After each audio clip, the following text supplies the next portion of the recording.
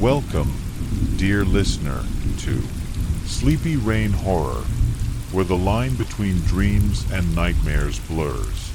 As you drift into the unknown, remember that some whispers are better left unheard.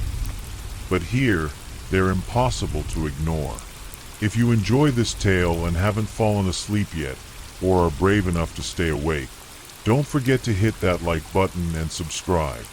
Let's see if you can make it through to the end without a single scream. The town of Greywood had always carried an air of quiet mystery. Nestled deep within the rolling hills and surrounded by dense ancient forests, it was the kind of place where whispers of the past lingered like ghosts, and shadows seemed to stretch just a little too far. It was here, on a cold November evening, that Rebecca found herself driving down a winding road, the headlights of her car piercing through the light drizzle that blanketed the area. Rebecca hadn't planned on coming to Greywood.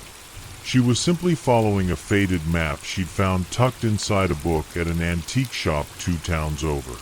The map was old, its edges frayed and its ink smudged, but the name Greywood Manor had been scrawled across it in a shaky hand. It wasn't the kind of thing she could ignore.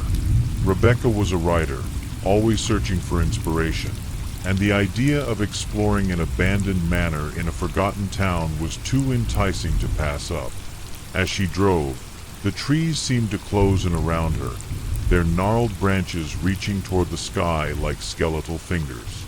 The road narrowed, and the rain intensified, drumming against the windshield. Rebecca tightened her grip on the steering wheel, her knuckles white. Her GPS had stopped working miles ago, leaving her to rely on the map, which sat folded on the passenger seat. The manor wasn't far now.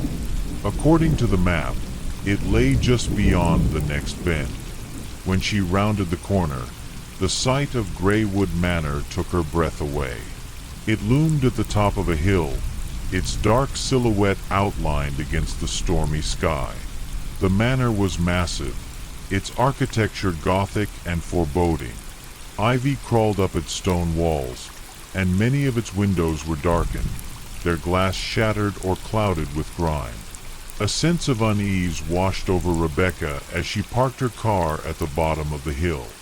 The place looked as though it had been abandoned for decades, perhaps longer. Rebecca stepped out of the car, pulling her coat tight around her as the wind whipped through the trees.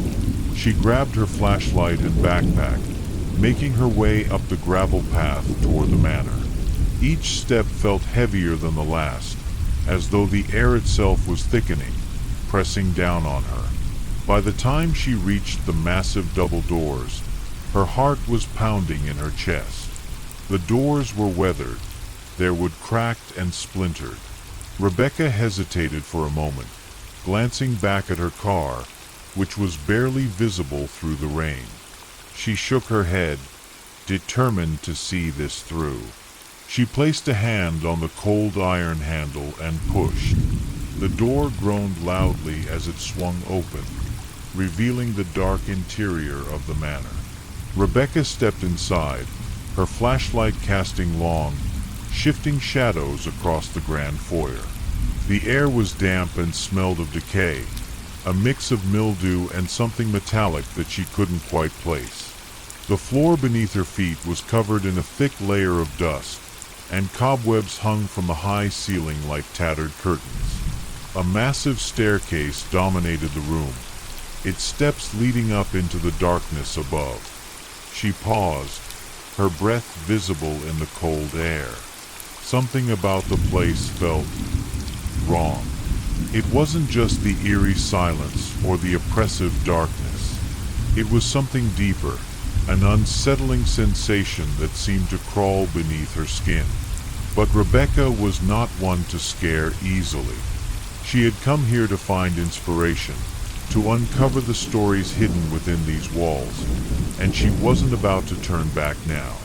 She moved deeper into the manor, her flashlight illuminating fragments of the past.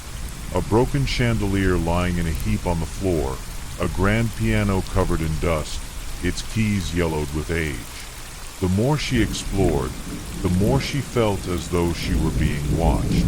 It was an irrational feeling, she told herself, but it persisted nonetheless.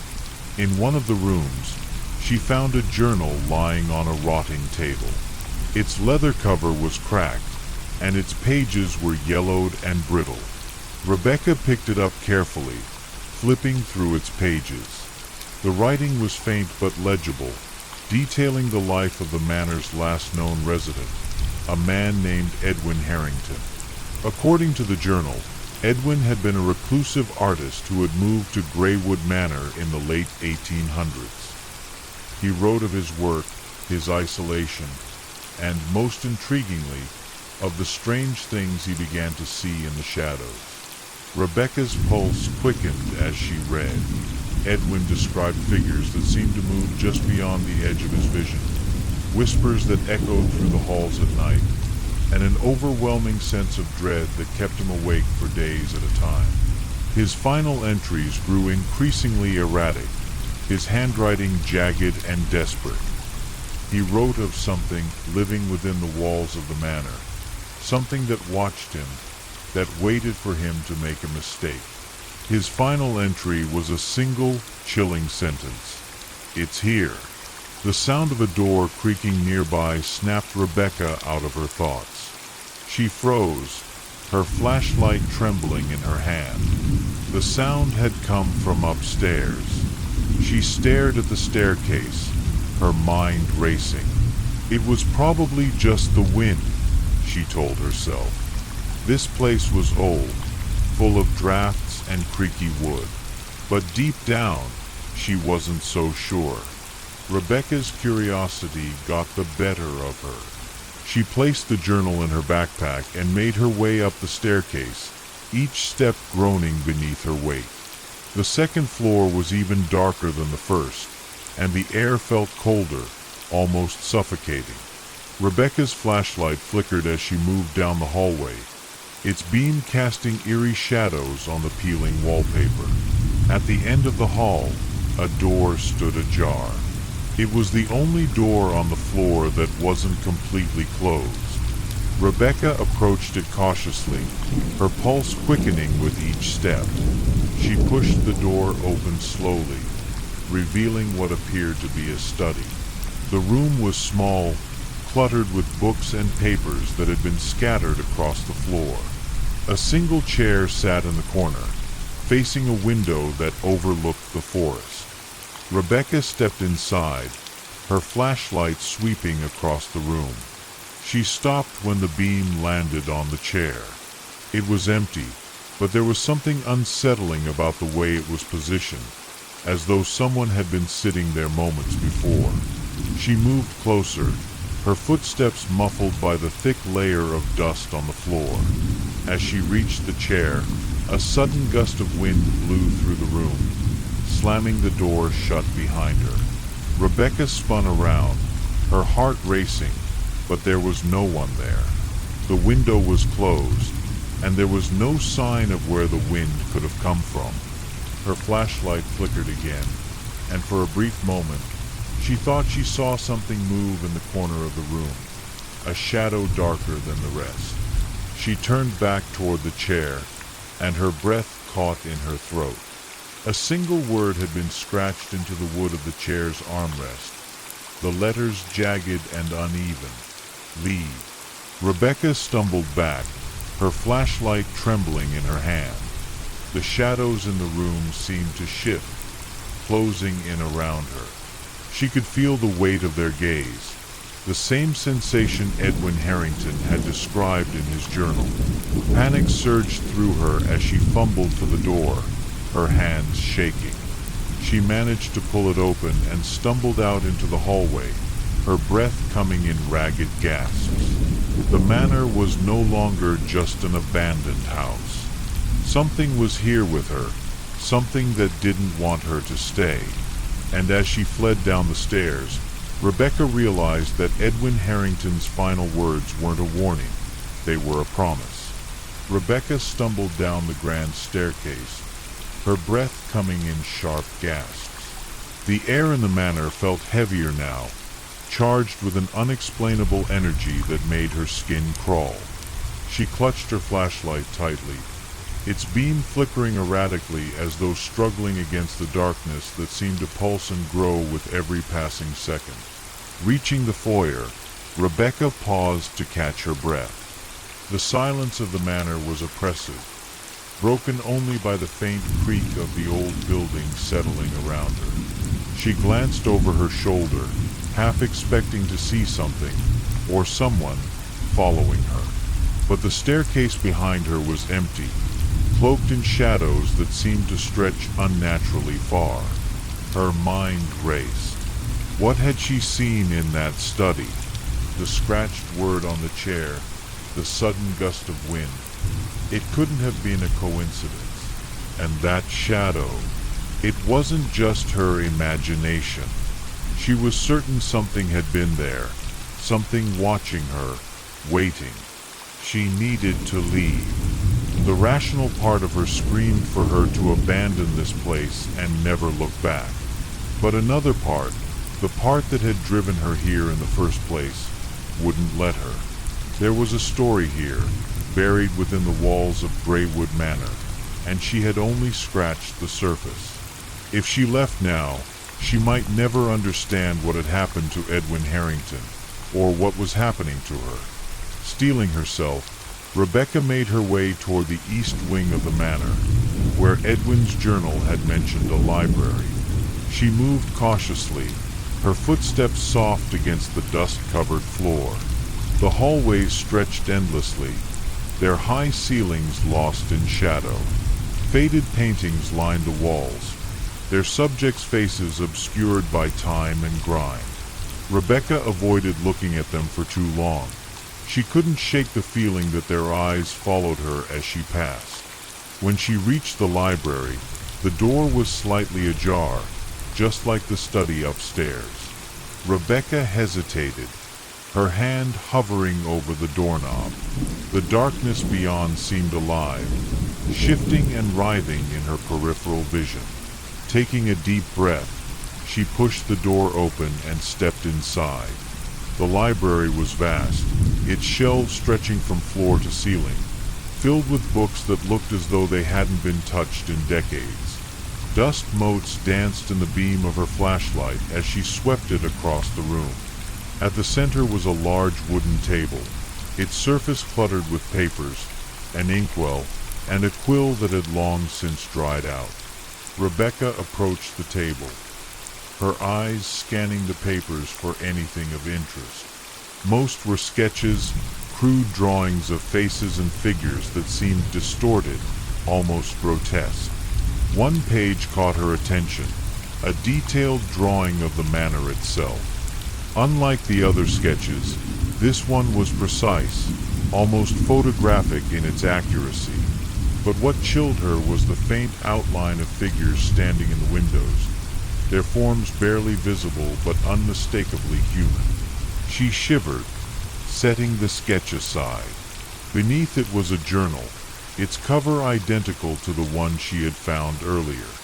Her hands trembled as she picked it up and flipped through the pages. The handwriting matched Edwin Harrington's, though the entries were far more frantic than those in the first journal. "I hear them at night," one entry read. "They whisper my name, their voices coming from the walls. They tell me to leave, but I can't. This is my home. I won't let them take it from me." Another entry sent a chill down Rebecca's spine. "I've seen them now. They're not just shadows. They have form, but no substance. They watch me from the corners, always just out of reach. I think they're waiting for something. For me." The final entry was smeared with ink, the words barely legible. "The darkness grows stronger each day. It's not just in the manor, it's in me. I can feel it pulling me closer. I don't know how much longer I can resist. If anyone finds this, beware the third floor. That's where it lives." Rebecca's heart pounded in her chest. The third floor. She had barely scratched the surface of the second floor, and the idea of venturing higher filled her with dread. But if the answer to the mystery lay there, how could she ignore it? She slipped the journal into her backpack, her resolve wavering. The manor felt alive now, as though it had been watching her all along and was only just beginning to reveal its true self. A loud thud echoed from somewhere upstairs, snapping Rebecca out of her thoughts. It was followed by the sound of footsteps, slow, deliberate, and impossibly heavy. Her blood ran cold. She wasn't alone. She turned off her flashlight, plunging the library into darkness. Her breath caught as she pressed herself against one of the shelves, straining to hear. The footsteps grew louder, descending the staircase. Whoever or whatever it was coming closer. Rebecca's mind raced. She couldn't stay here, cornered in the library. She needed to find a way out, but the thought of stepping into the hallway where the footsteps echoed filled her with terror. She clenched her fists, willing herself to stay calm. The manor wanted her to panic, to make a mistake. She wouldn't give it that satisfaction. The footsteps stopped just outside the library door. Rebecca held her breath, her heart pounding so loudly she was certain it would give her away. The door creaked open, and the darkness seemed to deepen, enveloping the room. She could feel it now, a presence heavy and malevolent, filling the space around her. And then, as suddenly as it had arrived, the presence retreated. The door closed with a soft click, and the footsteps faded back down the hallway. Rebecca exhaled shakily, her entire body trembling. She didn't know what had just happened, but she knew she couldn't stay here any longer. Summoning every ounce of courage, she stepped out of the library and into the hallway. It was empty, the oppressive silence returning. She glanced toward the staircase leading to the third floor. Edwin's warning echoed in her mind, but so did her curiosity. What was it that lived up there, waiting in the shadows? Rebecca took a step toward the staircase, her flashlight trembling in her hand. She had come too far to turn back now. The third floor awaited. Rebecca ascended the stairs to the third floor, each step groaning underfoot. The air grew colder, heavier, with every movement upward. Her flashlight flickered intermittently, casting sporadic beams of light that barely pierced the thick shadows surrounding her. She tried to steady her breathing, though the oppressive silence of the manor seemed to amplify even the smallest sound she made. As she reached the top of the staircase, she hesitated. The third floor stretched before her, a corridor of peeling wallpaper and warped floorboards, lined with doors that stood slightly ajar. A faint, almost imperceptible hum filled the air, low and steady, as though the manor itself was breathing. She tightened her grip on her flashlight and forced herself to step forward. The hallway felt endless, the shadows clinging to her like a second skin. Rebecca paused at the first door, pushing it open cautiously. The room beyond was small, barely more than a closet, with nothing but a broken chair and shards of glass scattered across the floor. She stepped back, her pulse quickening. This wasn't the room she was meant to find. Further down the corridor, another door creaked open of its own accord. Rebecca froze, her flashlight trembling as she pointed it toward the sound. The door swung wider, revealing a room bathed in darkness. She felt a pull, an inexplicable urge to enter, though every instinct screamed at her to turn back. Rebecca stepped inside. The room was unlike any she had seen so far. It was larger, its walls lined with bookshelves that loomed like silent sentinels. In the center of the room stood a desk, its surface covered with what looked like more of Edwin's sketches and journals. But it wasn't the desk that drew her attention. It was the mirror. The mirror was massive, its frame ornate and tarnished with age. It leaned against the far wall, its surface rippling slightly, as though it were a pool of liquid rather than glass. Rebecca approached it cautiously, her breath catching in her throat as her reflection flickered and distorted. For a moment, she thought she saw something else in the mirror, something standing behind her. She spun around, her flashlight slicing through the darkness, but the room was empty. The faint hum grew louder, resonating in her chest like the beating of a distant drum. She turned back to the mirror, unable to look away as the surface began to change. The reflection shifted, revealing not the room she stood in, but a scene that looked like the manor's grand foyer. In the reflection, the chandelier that had been lying broken on the floor was whole again, its crystals gleaming. Figures moved through the space, shadowy and indistinct, as though they were memories etched into the mirror itself. Rebecca leaned closer, her hand reaching out instinctively. The surface of the mirror was cold, almost painfully so, and as her fingers brushed against it, a sharp jolt ran through her arm. She gasped, pulling back, but the image in the mirror didn't change. The shadowy figures turned toward her. They had no faces, only hollow voids where eyes and mouths should have been.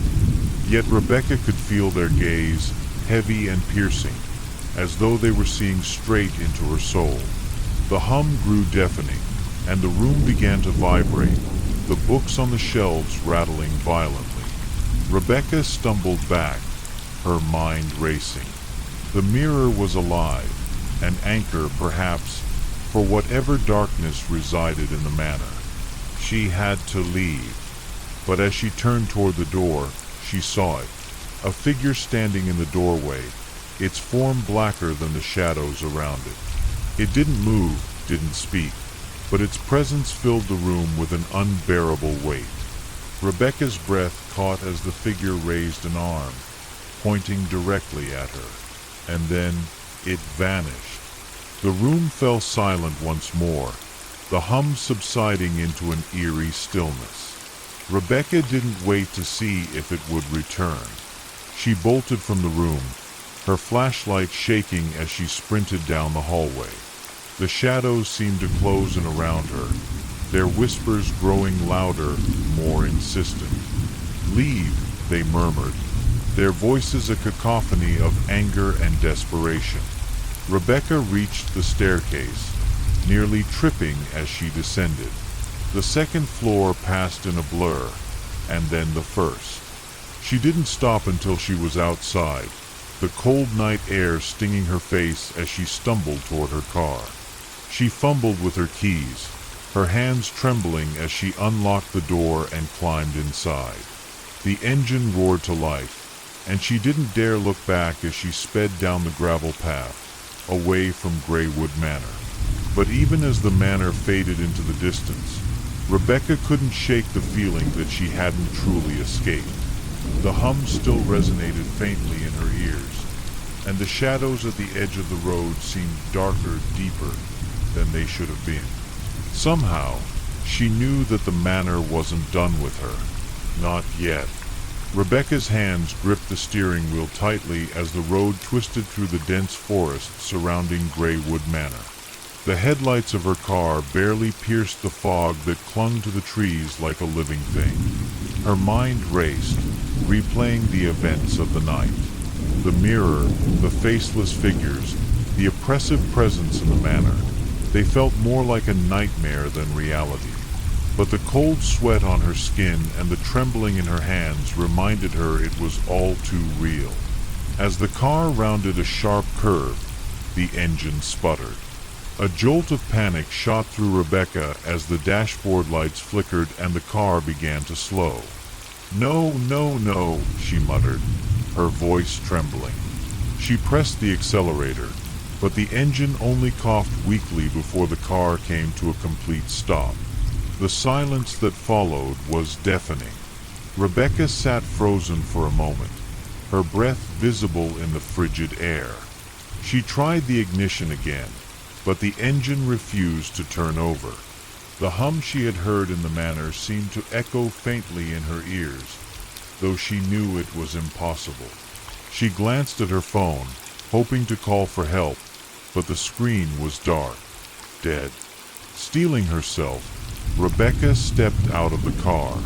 The cold night air bit at her skin as she surveyed her surroundings. The road stretched endlessly in both directions, flanked by towering trees that seemed to lean closer with each passing second. There were no signs of other cars, no distant lights to suggest help might be nearby. She opened the trunk, rummaging for a flashlight. Her fingers brushed against something cold and metallic, and she pulled out a tire iron, gripping it tightly. It wasn't much, but it was better than nothing. Flashlight in hand, she began walking down the road, her footsteps crunching against the gravel. The forest was eerily silent, the usual sounds of nocturnal animals conspicuously absent. Rebecca couldn't shake the feeling that she was being watched. Shadows flickered at the edges of her vision, but when she turned to look, there was nothing there. She quickened her pace, the tire iron swinging loosely at her side. Minutes turned into what felt like hours, and the road seemed endless. The fog grew thicker, swallowing the trees and leaving her in a cocoon of gray. Rebecca's flashlight began to flicker, its beam dimming with each step. She stopped, shaking it desperately. "Come on," she whispered, as though pleading with the inanimate object would help. The flashlight died. Darkness engulfed her. Rebecca's breathing quickened, her heart pounding in her chest. She turned in a slow circle, her eyes straining to see anything in the oppressive black. And then she heard it, a faint whisper, just behind her. "Rebecca." She spun around, her grip tightening on the tire iron. "Who's there?" she demanded, her voice trembling. The whisper came again, this time from her left. "Rebecca." It was the same voice she had heard in the manor, low and haunting, as though it came from inside her own mind. She took a step back, her heart racing. The whisper grew louder, more insistent, until it seemed to echo from every direction. And then she saw it. A figure emerged from the fog, its outline barely visible in the gloom. It was tall and thin, its movements unnaturally fluid as it glided toward her. Rebecca raised the tire iron, her hands shaking. "Stay back," she shouted. The figure paused, tilting its head as though studying her. The fog seemed to shift around it, revealing more of its form. Its skin was pale, almost translucent, and its eyes, if they could even be called that, were empty voids that seemed to pull at her very soul. Rebecca stumbled backward, her foot catching on a root. She fell hard, the tire iron slipping from her grasp. The figure loomed over her now, its void-like eyes fixed on hers. She couldn't move, couldn't breathe, as the air around her grew impossibly cold. "Leave," it whispered, its voice a chorus of overlapping tones. "You should not have come here." Rebecca's voice caught in her throat. I just wanted to know the truth," she managed to choke out. The figure leaned closer, its presence suffocating. "The truth comes at a cost," it said. "You cannot escape what you have awakened." The shadows around them seemed to come alive, twisting and writhing like living things. Rebecca felt herself being pulled into the darkness, her vision blurring as the figure reached out a hand toward her. And then, just as suddenly as it had begun, it stopped. The figure stepped back, dissolving into the fog as though it had never been there. The shadows receded, leaving Rebecca lying on the cold ground, gasping for air. When she finally managed to sit up, the fog was thinner, the road ahead faintly visible in the dim light of the moon. The whispers were gone, replaced by the distant rustle of leaves in the wind. Rebecca picked up the tire iron, her hands trembling. She didn't know how or why she had been spared, but she knew one thing for certain. The manor's darkness wasn't confined to its walls. It had followed her, and it wasn't done with her yet. Her journey wasn't over. It was only beginning. Rebecca trudged forward, her footsteps echoing unnaturally on the gravel road. The fog had lightened, but it still clung to the trees, casting vague, shifting shapes in her periphery. Her hands ached from gripping the tire iron so tightly, and every muscle in her body screamed for her to stop, to rest. But she couldn't. Stopping felt like surrendering, and surrendering felt like death. The night pressed on, and Rebecca could no longer tell how long she'd been walking. Time seemed to lose meaning out here. Every step felt like she was moving further from reality, deeper into some otherworldly expanse where rules she didn't understand governed everything. And then, faintly, she saw it. A light. It flickered weakly in the distance, barely visible through the mist. Rebecca's heart leapt, her exhaustion momentarily forgotten. She quickened her pace, the tire iron swinging at her side as she focused on the glow. As she drew closer, she realized it wasn't the beam of a car's headlights or the artificial glare of a street lamp. It was softer, warmer, a lantern. The lantern hung from the branch of a gnarled tree, its flame steady despite the lack of wind. Beneath it was a figure sitting on an old wooden stump. The person was cloaked in layers of tattered fabric, their face obscured by the deep hood of their garment. Rebecca hesitated, her instincts screaming at her to turn back. But the figure raised a hand, gesturing for her to approach. The movement was slow, deliberate, and strangely comforting, as though they had been expecting her. Against her better judgment, Rebecca stepped forward. "Lost, aren't you?" the figure said, their voice low and gravelly. It was impossible to tell if it belonged to a man or a woman, but it carried a weight that sent chills down Rebecca's spine. My car broke down," Rebecca stammered. "And something's following me." The figure chuckled softly, a sound that was neither kind nor mocking. "Yes, it always does." Rebecca's grip on the tire iron tightened. "What do you mean? What is it? What's happening to me?" The figure didn't answer immediately. Instead, they gestured toward a second stump, as if inviting her to sit. Rebecca hesitated but eventually lowered herself onto it, keeping her distance. "You went looking for what you weren't meant to find," the figure said finally. "The manor doesn't give its secrets freely. It takes pieces of those who dare to pry." Rebecca's throat tightened. "I didn't mean to. I just wanted to understand. About Edwin, about the things he wrote." At the mention of Edwin, the figure straightened. For a moment, Rebecca thought she saw a glint of light where their eyes should be, but it vanished as quickly as it appeared. "Edwin Greywood was a fool," the figure said, their voice sharp. "He believed he could control the darkness, bend it to his will.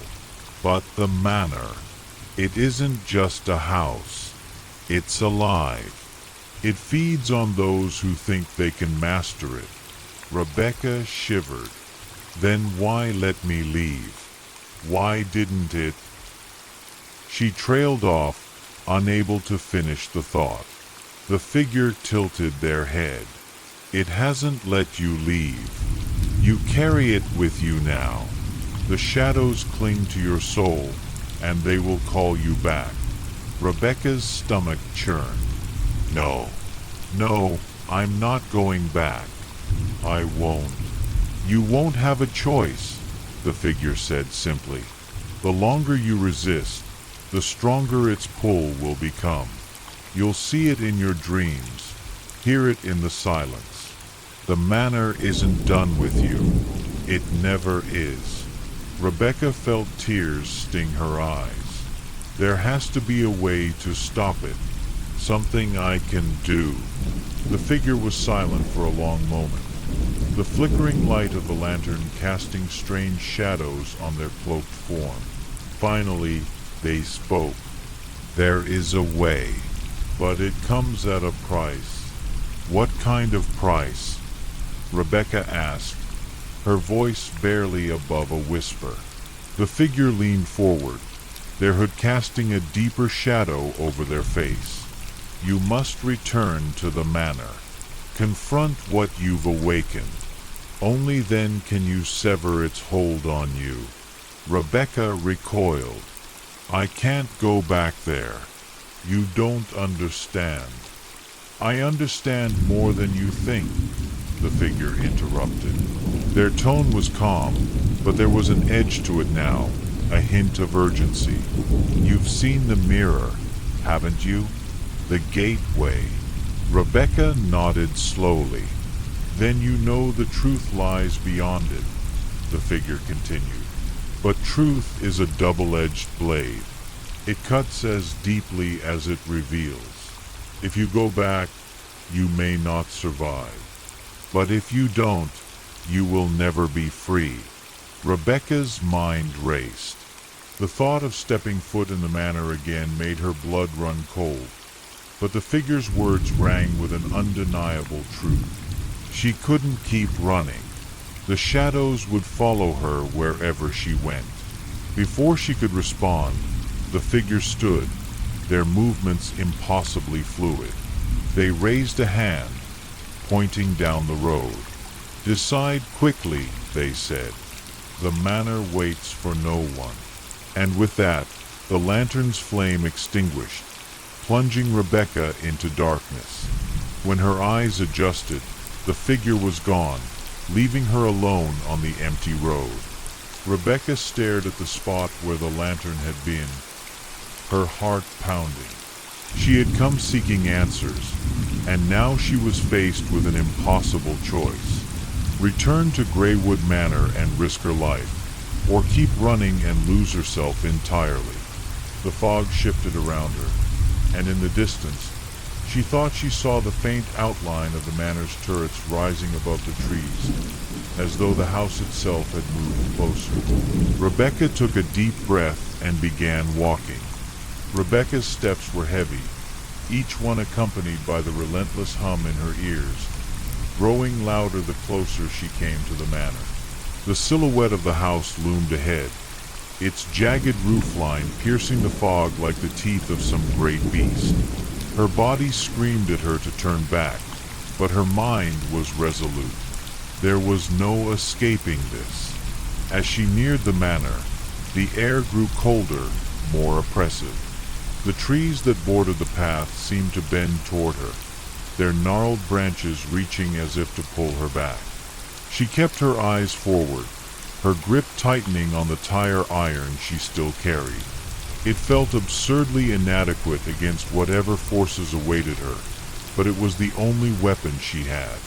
The front doors stood ajar, as though the house had been waiting for her return. Rebecca hesitated at the threshold, her breath visible in the icy air. The darkness inside seemed to pulse, alive with a malevolent energy that set her teeth on edge. Summoning every ounce of courage she had left, she stepped inside.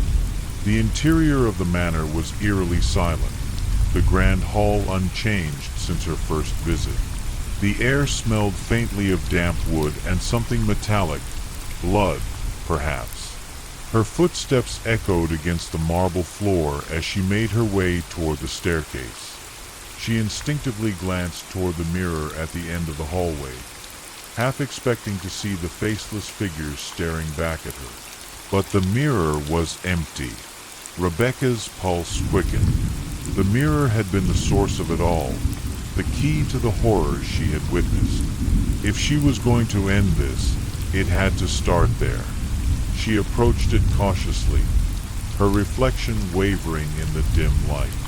And then she saw it, a faint outline behind her, a shadow that didn't belong. She spun around, the tire iron raised, but there was nothing there. The air seemed to grow heavier, pressing against her chest. Rebecca. The voice was soft, almost tender, but it sent a jolt of terror through her. It came from the mirror, echoing in her mind as much as in the room. She turned back to face it, her reflection now obscured by a swirling darkness that seemed to bleed from the glass. "You came back," the voice said, layers of tones weaving together into something both human and inhuman. "I didn't have a choice," Rebecca replied, her voice trembling. "What do you want from me?" The darkness in the mirror shifted, forming vague, ghostly shapes. Faces emerged and dissolved, each one contorted in agony. "You sought the truth," the voice said, "but truth is not given freely. You must pay the price." Rebecca stepped closer to the mirror, the tire iron trembling in her hand. "I'm not afraid of you," she lied. The mirror responded with a low, rumbling laugh that seemed to shake the walls of the manor. "You should be."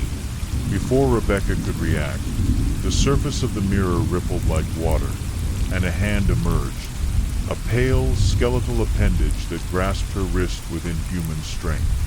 She screamed, trying to pull away, but the hand dragged her forward, her body slamming into the glass. The world around her shifted. Rebecca found herself in a void, a realm of swirling shadows and faint whispers. The air was thick, suffocating, and the ground beneath her feet felt both solid and liquid, as though she were standing on the surface of a dark ocean.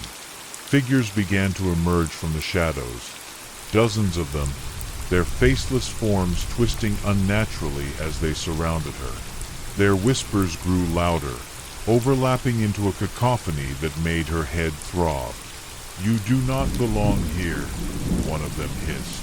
Rebecca backed away, clutching the tire iron like a lifeline.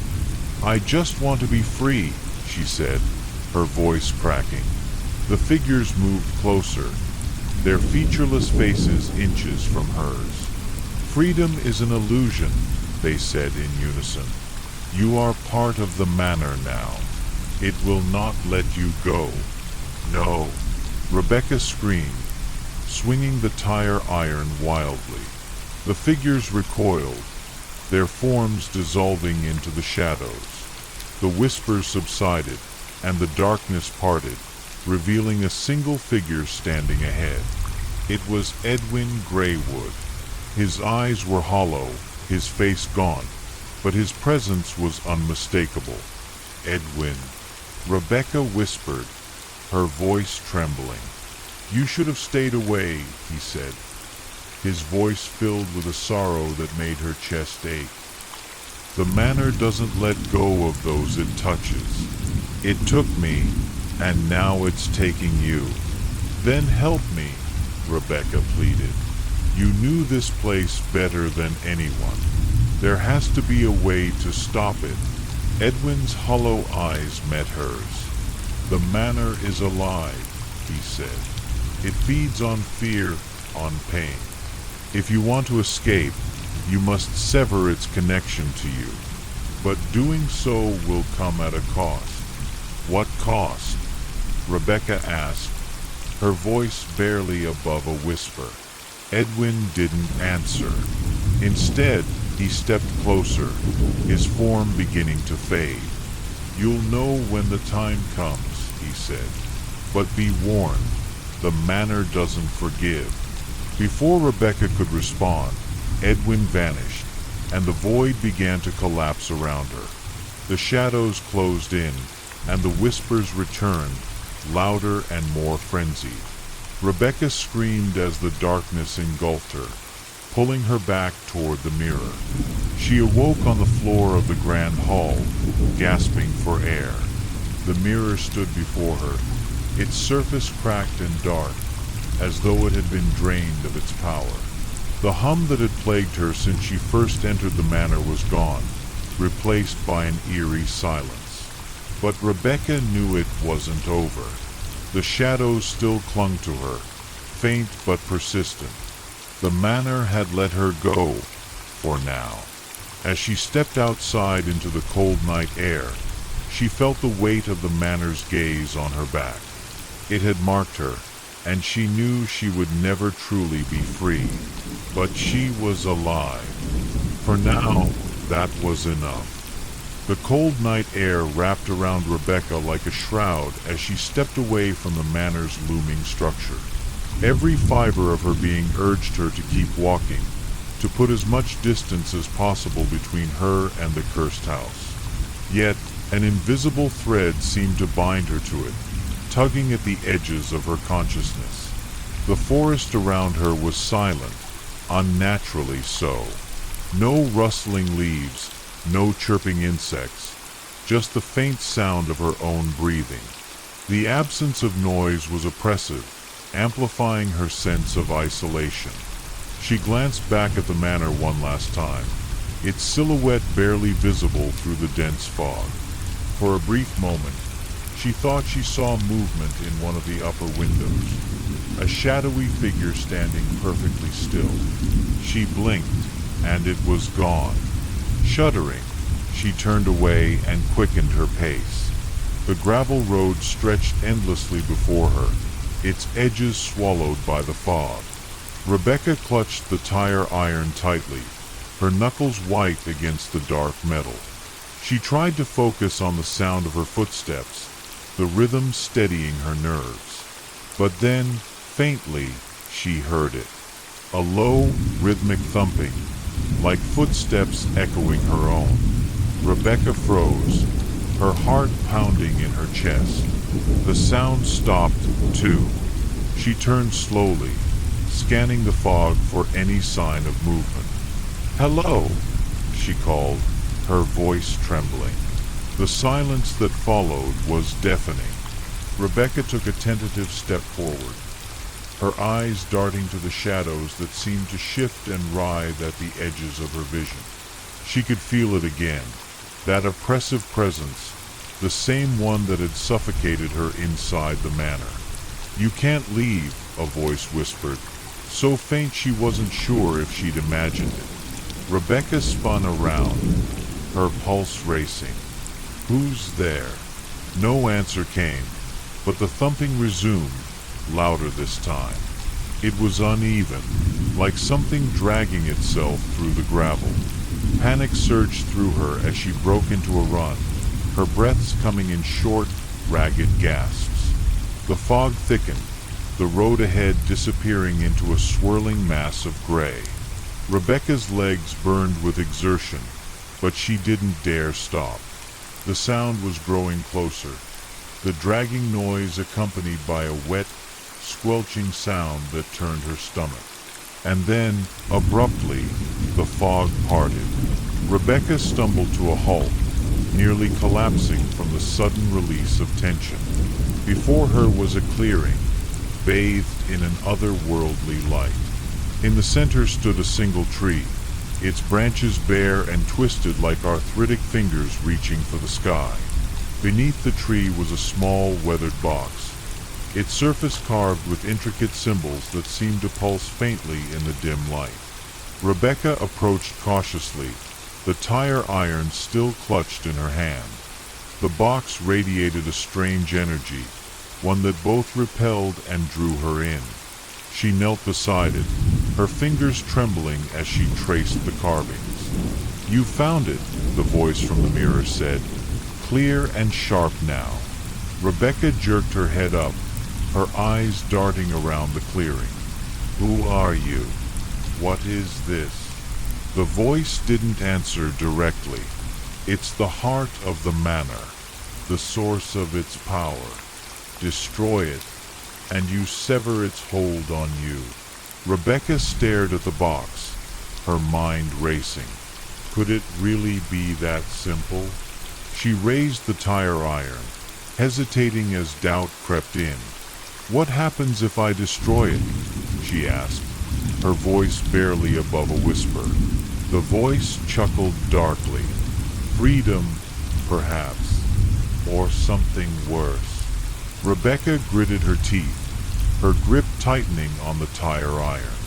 She couldn't live like this, haunted by shadows and whispers. If this was her only chance to break free, she had to take it. With a cry, she brought the tire iron down on the box. The impact sent a shockwave through the clearing, knocking her backward. The box cracked, a blinding light spilling from its core. The ground beneath her trembled, and the air was filled with an otherworldly screech that made her ears ring. Rebecca covered her face, the light growing brighter and brighter until it consumed everything. When the light faded, she found herself lying on the gravel road. The clearing, the tree, the box, they were gone. The fog had lifted, revealing the faint glow of the horizon. Dawn was breaking. Rebecca sat up, her body aching. The oppressive weight that had followed her since entering Greywood Manor was gone, replaced by an eerie calm. She stood, glancing back the way she'd come. The road was empty, the manor nowhere in sight. For the first time in what felt like an eternity, Rebecca felt a glimmer of hope. But as she turned to continue her journey, she couldn't shake the feeling that something was watching her, hidden just beyond the edge of the trees. The shadows were gone, but their mark remained. And deep down, Rebecca knew this was far from over. Rebecca took another step back, her breath coming in shallow gasps. Edwin's hollow stare seemed to pierce through her, his arms still outstretched toward the road behind her. "I destroyed the box," she repeated, her voice trembling. "It's over. The manor is gone." Edwin took a step forward, his movements jerky and unnatural, like a puppet on invisible strings. "You severed the tether," he said, his voice layered with echoes, as though a dozen versions of him were speaking at once. "But the manor is not bound to a place. It exists within the cracks, between what is seen and unseen. And now..." He paused, his head tilting further to the side, a grotesque smile spreading across his face. "It's part of you." Rebecca's chest tightened. She stumbled backward, shaking her head violently. "No, I'm free. I can feel it." Edwin's smile widened, his teeth unnaturally sharp. "You carry it with you, Rebecca. It watches through your eyes. It whispers in your thoughts. Did you think it would let you go so easily?" The air around her grew cold, the warmth of the morning sun fading as shadows began to creep in from the edges of the forest. The light dimmed unnaturally, and Rebecca felt the familiar weight of the manor's presence pressing down on her. "No," she whispered, turning and breaking into a run. "I won't let it take me." The sound of Edwin's laughter echoed behind her, a deep, guttural sound that made her skin crawl. "Run, if you like, but you can't outrun yourself." The road ahead twisted and blurred, the trees warping into strange, unnatural shapes. Rebecca's feet pounded against the gravel, her breath ragged as she pushed herself forward. She didn't know where she was going, only that she had to keep moving. But the forest seemed endless, the path looping back on itself no matter which direction she turned. Her surroundings began to shift, the road beneath her feet dissolving into the dark, swirling void she had seen in the mirror. Rebecca stumbled to a halt, her legs trembling. The whispers returned, louder now, overlapping into a maddening cacophony. She clamped her hands over her ears, but the voices were inside her head. "You can't escape," they hissed. "You are ours now." "No!" she screamed, sinking to her knees. "I won't let you take me." The shadows around her began to coalesce, forming into shapes, faceless figures that moved with a predatory grace. They circled her, their whispers growing louder, more insistent. And then she heard it, a faint hum rising above the noise. It was the same sound that had plagued her inside the manor, a low, resonant vibration that seemed to resonate in her bones. Rebecca forced herself to her feet, her fists clenched. "If you want me, come and get me," she snarled, her voice filled with a defiance she didn't feel. The figures surged forward, their forms twisting and writhing as they closed in. Rebecca braced herself, ready to fight, but before they could reach her, the ground beneath her feet gave way. She fell, the void swallowing her whole. When she opened her eyes, she was lying on the floor of the grand hall. The manor was intact, its walls pulsating with a dark, malevolent energy. The mirror stood before her, whole once again, its surface shimmering like black water. "No," she whispered, scrambling to her feet. "I destroyed the box. This can't be real." But the manor's oppressive presence was unmistakable.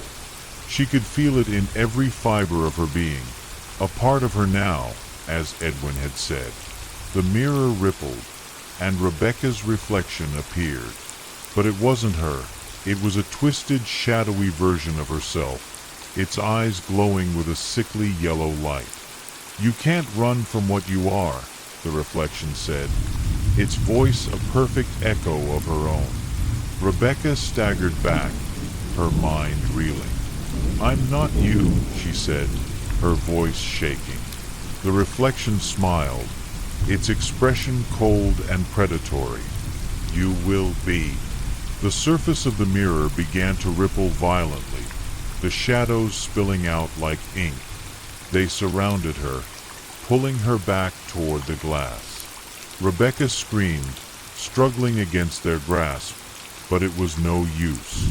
The last thing she saw before the darkness consumed her was her reflection, smiling cruelly as it whispered, "Welcome home." And then there was nothing. Rebecca woke in silence, the air thick with the scent of damp wood and decay. She was lying on a cold, hard floor, her limbs heavy and unresponsive. Slowly, she opened her eyes, her vision blurry. The faint glow of candlelight flickered against the cracked walls, casting long, ominous shadows. She was back inside the manor. "No," she whispered, her voice hoarse. "This can't be happening." She forced herself to sit up, her body trembling with the effort. The grand hall stretched out before her, eerily quiet. The mirror was gone, replaced by a gaping hole in the wall, blacker than the void she'd fallen into. The whispers started again, faint at first, then growing louder. They weren't just in her head anymore. They filled the room, coming from every direction. "You belong to us now," the voices hissed. "You opened the door." Rebecca stumbled to her feet, her heart racing. "What door?" "I destroyed the box." Her words caught in her throat as the hole in the wall began to shift. The darkness inside it churned and writhed, forming shapes, faces, hands, bodies. They reached for her, their movements slow but deliberate. Rebecca backed away, her mind racing. "No," she said, her voice shaking. "This isn't real. It's just another trick." But the figures kept coming, their eyes glowing with the same sickly yellow light she had seen in the mirror. They whispered her name, their voices dripping with malice. "Rebecca! Rebecca!" Her back hit the far wall, and she realized there was nowhere left to go. The figures were almost upon her, their shadows stretching across the floor like liquid darkness. And then, just as they were about to reach her, a voice rang out, a deep, resonant tone that seemed to cut through the chaos. Enough. The figures froze, their forms dissolving into the shadows. The room fell silent, the oppressive weight lifting slightly. Rebecca turned toward the source of the voice. Standing in the center of the room was a figure cloaked in black, their face hidden beneath a hood.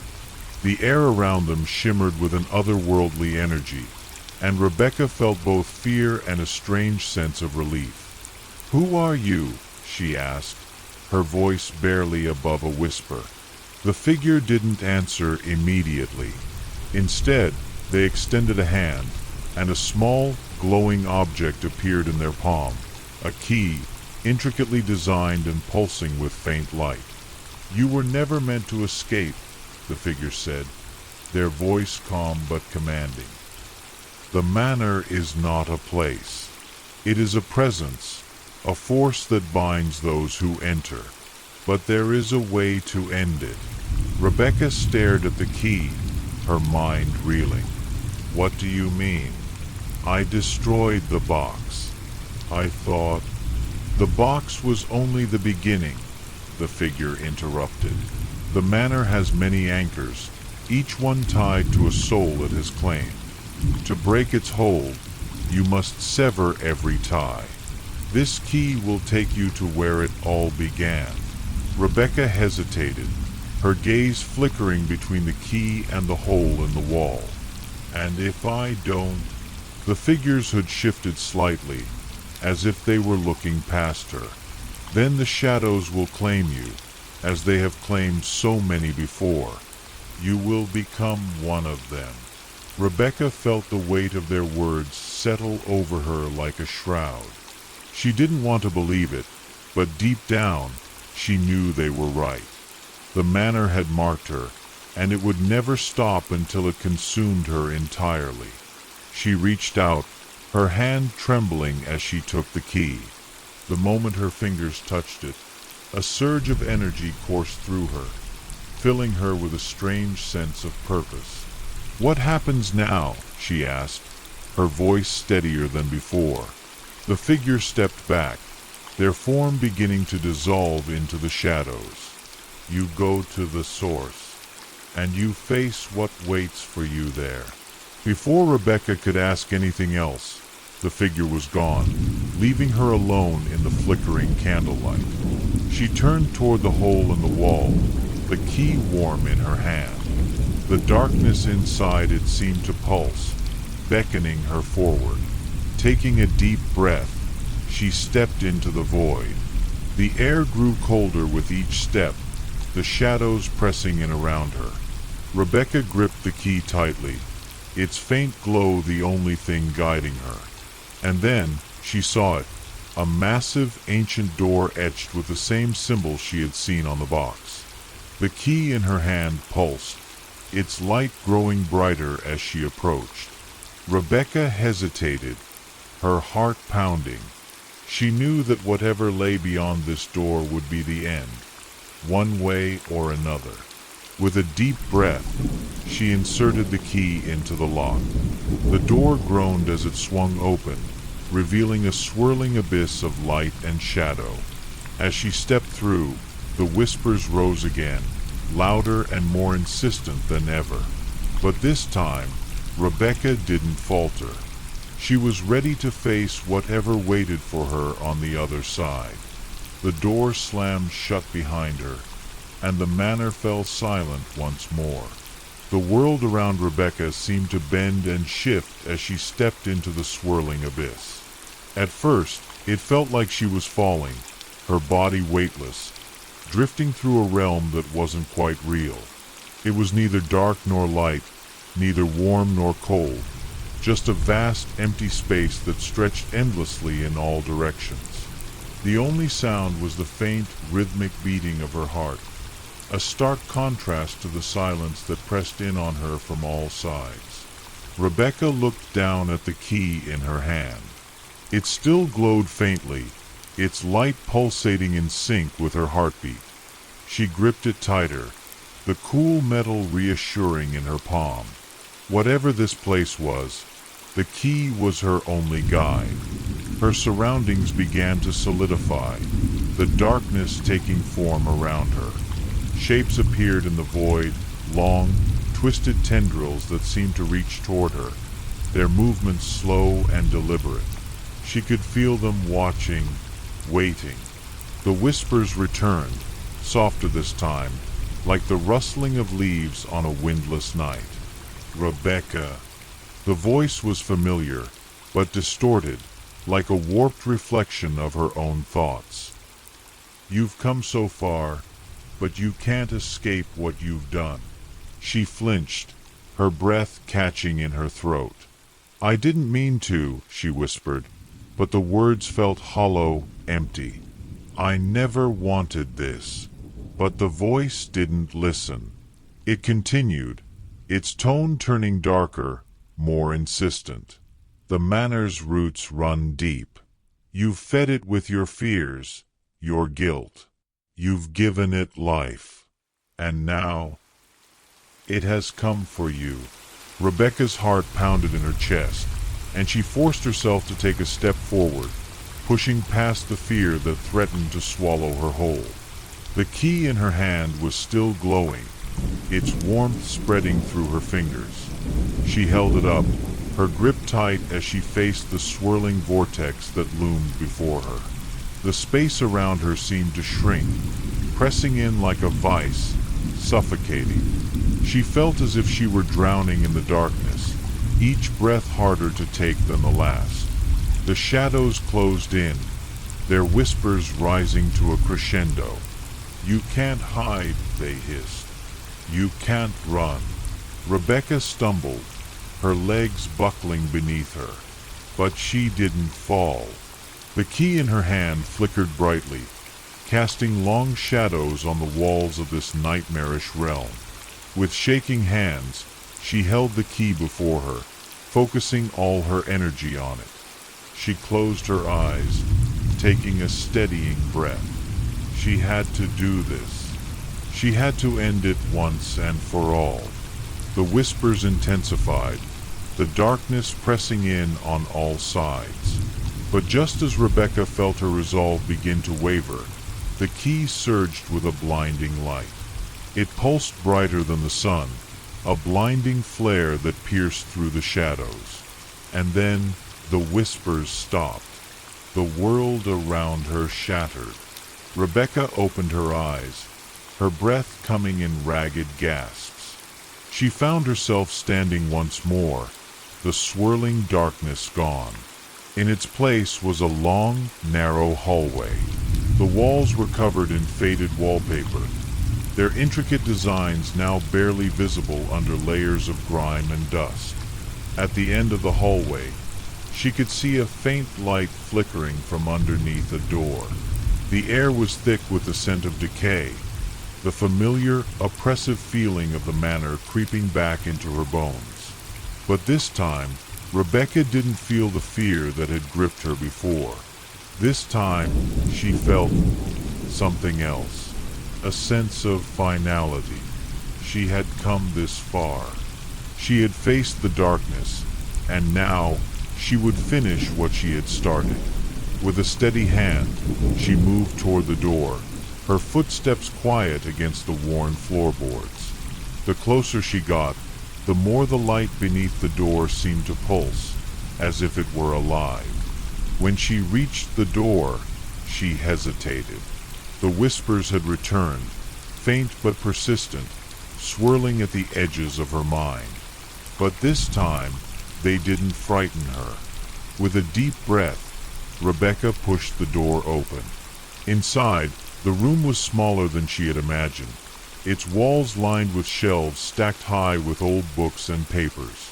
In the center of the room was a small, wooden table, covered in dust.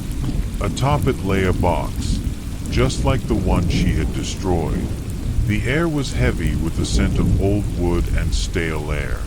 But there was something else now, something darker, more suffocating.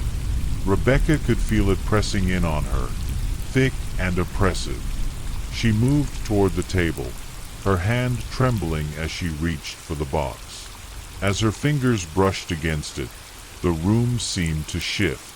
The shadows on the walls stretched and twisted, coiling like serpents.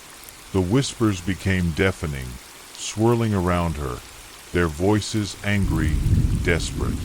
"You cannot undo what you've done," they cried.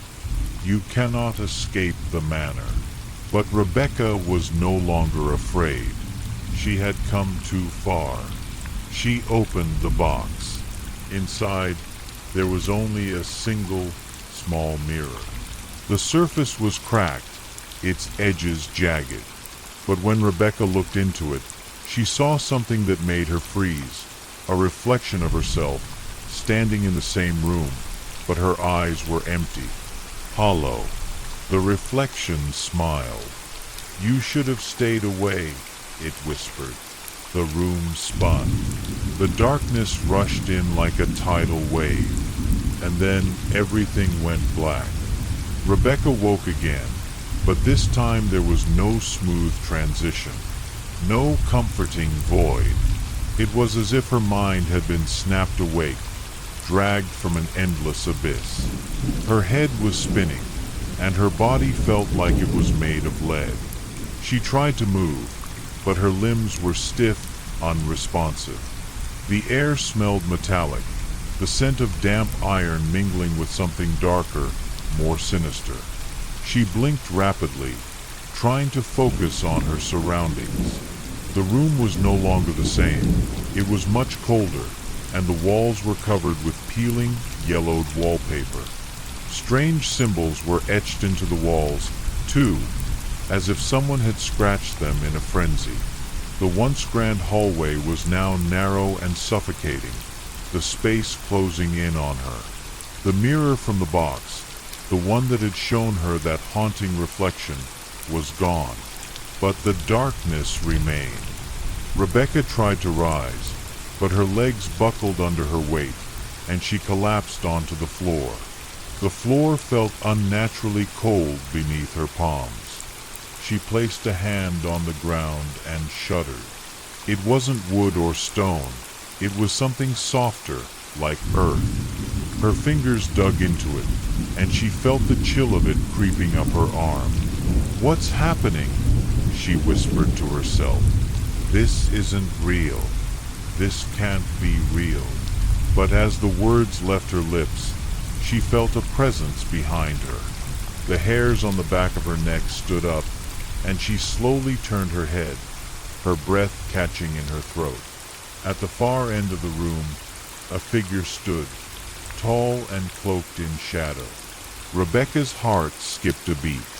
She tried to scream, but no sound came. The figure moved slowly toward her, its shape becoming clearer. The face was indistinct at first, but as it neared, she saw the eyes, hollow and deep, like twin pools of darkness. It was Edwin, but it wasn't Edwin. The figure's lips curled into a cruel, mocking smile. "You didn't think you could escape, did you?" the figure whispered, its voice low and echoing. It wasn't Edwin's voice. This was something else. Something darker. Rebecca tried to crawl backward, but the figure moved too quickly, its long, unnaturally thin limbs reaching out and gripping her arm. She gasped, her mind racing. The shadows around her seemed to close in, suffocating her. The whispers were louder now, filling the space like an oppressive storm. "You are one of us now," they hissed. "You belong here. You can never leave." The figure crouched beside her, its eyes glinting with malice. "You thought you could break free of Greywood Manor," it said softly, almost pityingly. "But it never really lets go. It takes what it wants, and when it does, it leaves you in its place. Rebecca struggled against the grip of the shadowy figure, her mind racing for a way out. She could feel the weight of the manor's power pressing down on her, suffocating every thought, every hope she had left. But then, something inside her snapped. A flicker of defiance, of anger at the idea that she could be swallowed up by this place, that she could become one of the shadows. With a sudden burst of strength, she wrenched herself from the figure's grasp and scrambled backward. Her pulse pounded in her ears, the room spinning. She reached into her pocket, her fingers brushing against the key. It was still warm, pulsing with that strange, faint light. She gripped it tightly, focusing all her energy into it. The shadows recoiled for a moment, as though sensing the power within the key. The whispers faltered, becoming more distant, fading for just a fraction of a second. "Not again," the figure growled, its face twisting with rage. "You can't stop this. You can't stop what's already been done." But Rebecca wasn't listening. She stepped back, still holding the key in front of her like a shield. The power of the manor seemed to reach out, but the key pushed it back, the light surrounding her. She wasn't sure what was happening, if she was truly fighting back or if the manor was toying with her. But she couldn't stop now. Suddenly, a wave of energy surged through the room. The walls shook, the floor trembled beneath her feet, and the air crackled with an electric charge. The shadows around her writhed, trying to regain their hold, but the light from the key burned brighter. Rebecca's mind flashed back to everything she had learned in the manor. The rituals, the whispers, the figures who had once inhabited this space. She remembered the box, the mirror, and the feeling that there was something more to this place than just a house. There was something ancient, something alive that thrived on fear, on souls. She had to end it. With all her strength, she thrust the key toward the figure. The moment it touched the shadow, there was an explosion of light, brighter than the sun, blinding her for a moment. The figure shrieked, its form dissolving into the light like smoke in the wind. The room fell silent. Rebecca stood panting, the key still glowing faintly in her hand. The air felt different now. The oppressive weight was gone. The shadows had retreated. For the first time in what felt like an eternity, she could breathe. She looked around the room, the strange, oppressive energy of the manor now dissipating. The walls were no longer cracked and covered in symbols. The once decaying space now looked ordinary. The whispers were gone. Rebecca let out a shaky breath and looked at the key in her hand. It no longer pulsed with the same intense light. It was simply a key to nothing or to everything. She wasn't sure, but as she turned toward the door, she felt a cold shiver run down her spine. The door creaked open, revealing nothing but a dark, endless hallway stretching out before her. Could she trust it? Was she truly free, or had she only entered another part of the manor's twisted game? Rebecca stepped forward, unsure of what lay ahead. But this time, she was ready. Rebecca's footsteps echoed softly in the dark hallway, each step punctuated by the sound of her breath, steady but shallow. She had no idea how long she had been walking, nor did she care. All she knew was that the manor was no longer the place of overwhelming darkness it had once been. There was a strange emptiness, a void where once there had been terror and whispers. But the air still felt heavy, like something was waiting for her. The walls were lined with old portraits, their eyes seeming to follow her as she walked. Some were faded with age, others perfectly preserved, their subjects frozen in time with grim, judgmental stares. She felt their gazes as she moved past them, and despite the absence of whispers, she couldn't shake the feeling that they were watching, waiting for her to falter. The further she walked, the colder it became. She pulled her coat tighter around her body, her breath forming tiny clouds in the air. The hallway stretched on, longer than it should have been, the floorboards creaking beneath her feet, the house groaning as though it were alive. The shadows in the corners seemed to grow longer with each passing moment, stretching and twisting into impossible shapes, like they were reaching out to grab her. And then, as if in response to her growing unease, the door at the end of the hall creaked open. It was a simple wooden door, weathered with age, but the faint light spilling from the crack beneath it felt like a beacon. Rebecca hesitated, her hand clutching the key tightly, the cold metal a comforting weight in her palm. Her heart was racing again, but this time it wasn't fear that surged within her, it was determination. The room beyond the door was bathed in a soft, flickering light. The air smelled faintly of something sweet, almost nostalgic, like the scent of flowers long since forgotten. The room was small, with shelves lined with old, dusty books and trinkets. In the center of the room stood a large, ornate mirror, its surface clouded by years of neglect.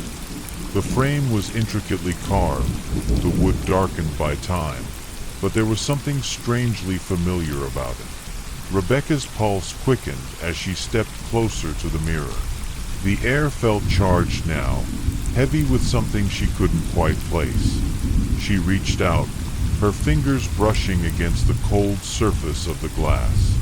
For a moment, nothing happened. The mirror reflected only her own image, her tired face staring back at her, eyes wide with the lingering remnants of fear. But then, the reflection shifted. At first, it was subtle, a flicker in the corner of the glass, a movement that didn't match the position of her own body. And then, slowly, the reflection began to change. The features of her face distorted, twisting into something alien. Her eyes grew darker, her skin paler, and her mouth twisted into a smile that wasn't her own. The reflection in the mirror wasn't just an image, it was something else. Something waiting, something alive. Rebecca stumbled back, her breath catching in her throat. The room seemed to tilt, the shadows in the corners of the room flickering like flames. The mirror began to glow, a pale, unnatural light emanating from within it, and the whispers returned, louder than ever. They were no longer faint murmurs. They were clear, sharp, like 1,000 voices speaking at once. "Join us," they whispered. "Come back to us. You can't escape. You belong here." Rebecca's heart pounded in her chest as she took a step back, her eyes never leaving the mirror. The image of her distorted reflection began to move, its movements jerky and unnatural, like it was trying to break free of the glass. The air grew colder still, and Rebecca could feel the weight of the shadows pressing in on her. The whispers were no longer just whispers. They were commands, desperate cries, all blending together into a single, maddening chorus.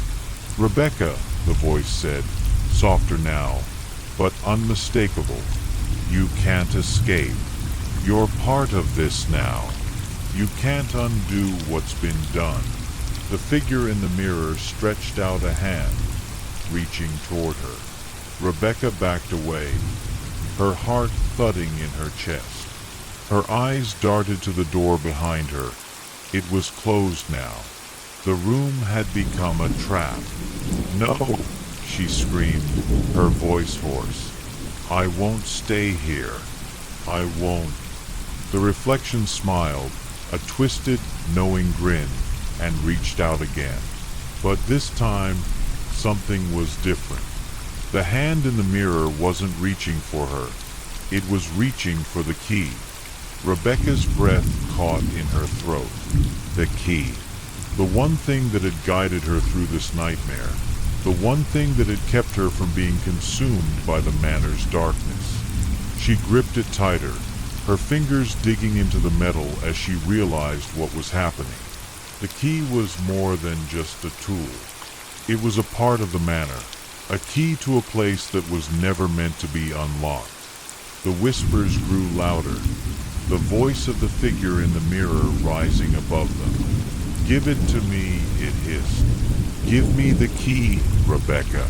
She felt a wave of terror rush through her, but beneath it, there was something else, a sense of purpose. She had been brought here for a reason, and now she could see it clearly. The key wasn't just for opening doors, it was the key to ending this, to breaking the cycle once and for all. Rebecca stepped forward, her resolve hardening. She walked toward the mirror, her gaze fixed on the distorted reflection. The whispers screamed at her to stop, but she ignored them. She was done being a pawn in this game. With a final, decisive motion, she thrust the key into the mirror. It sunk into the glass like it was nothing more than liquid, disappearing with a soft, almost imperceptible thud. For a moment, the room was still, and then the mirror shattered. The sound was deafening, like 1,000 glass shards falling to the floor. But as the fragments fell, they dissolved into nothingness, leaving behind an empty space. The light in the room flickered and died, and the air grew still. Rebecca stood in the silence, her breath coming in ragged gasps. She could feel the weight of the manor's presence lifting, the oppressive air clearing. The shadows that had once filled the room now seemed distant, fading away. For the first time in what felt like an eternity, she was free.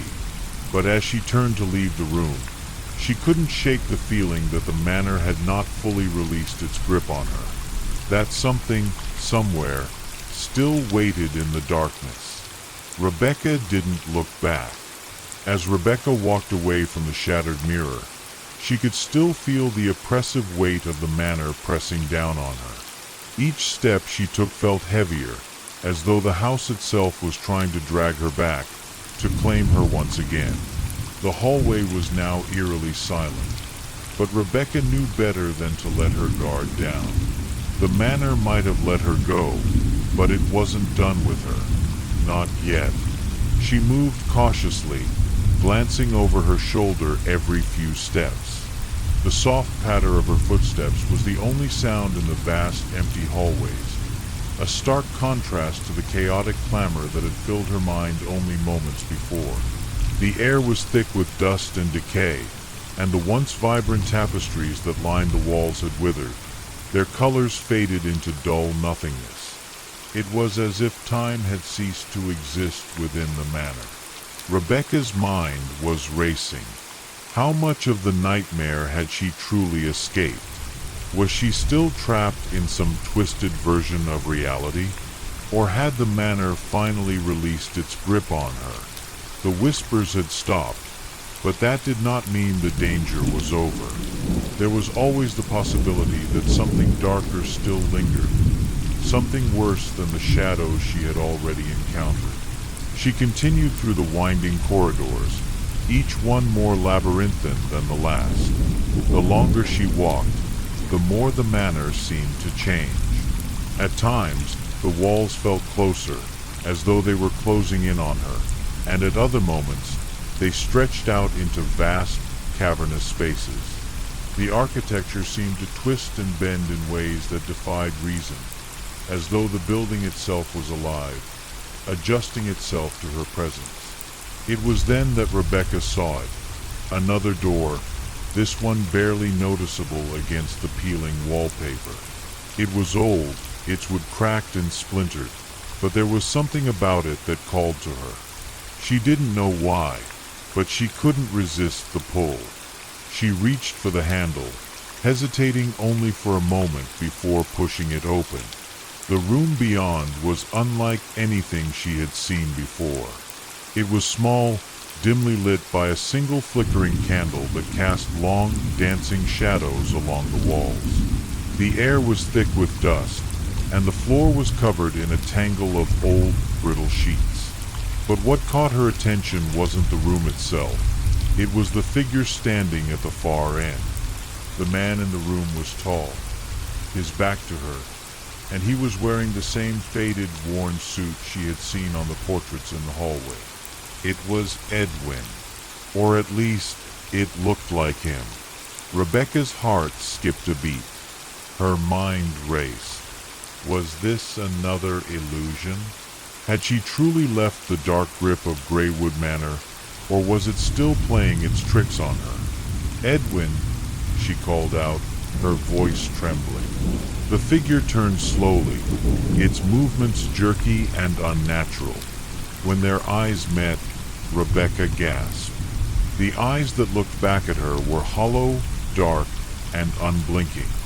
They weren't Edwin's eyes. The figure smiled, its mouth stretching unnaturally wide. "You think you've escaped, but you're wrong," it whispered. "Greywood doesn't let go. It never does." Rebecca took a step back, her heart pounding in her chest. She could feel the fear rising again, the panic threatening to take hold. She had thought the manor had let her go, that she was free, but now it seemed as though it had never truly released her. This was the nightmare that never ended. With trembling hands, she reached for the key that was still clutched tightly in her pocket.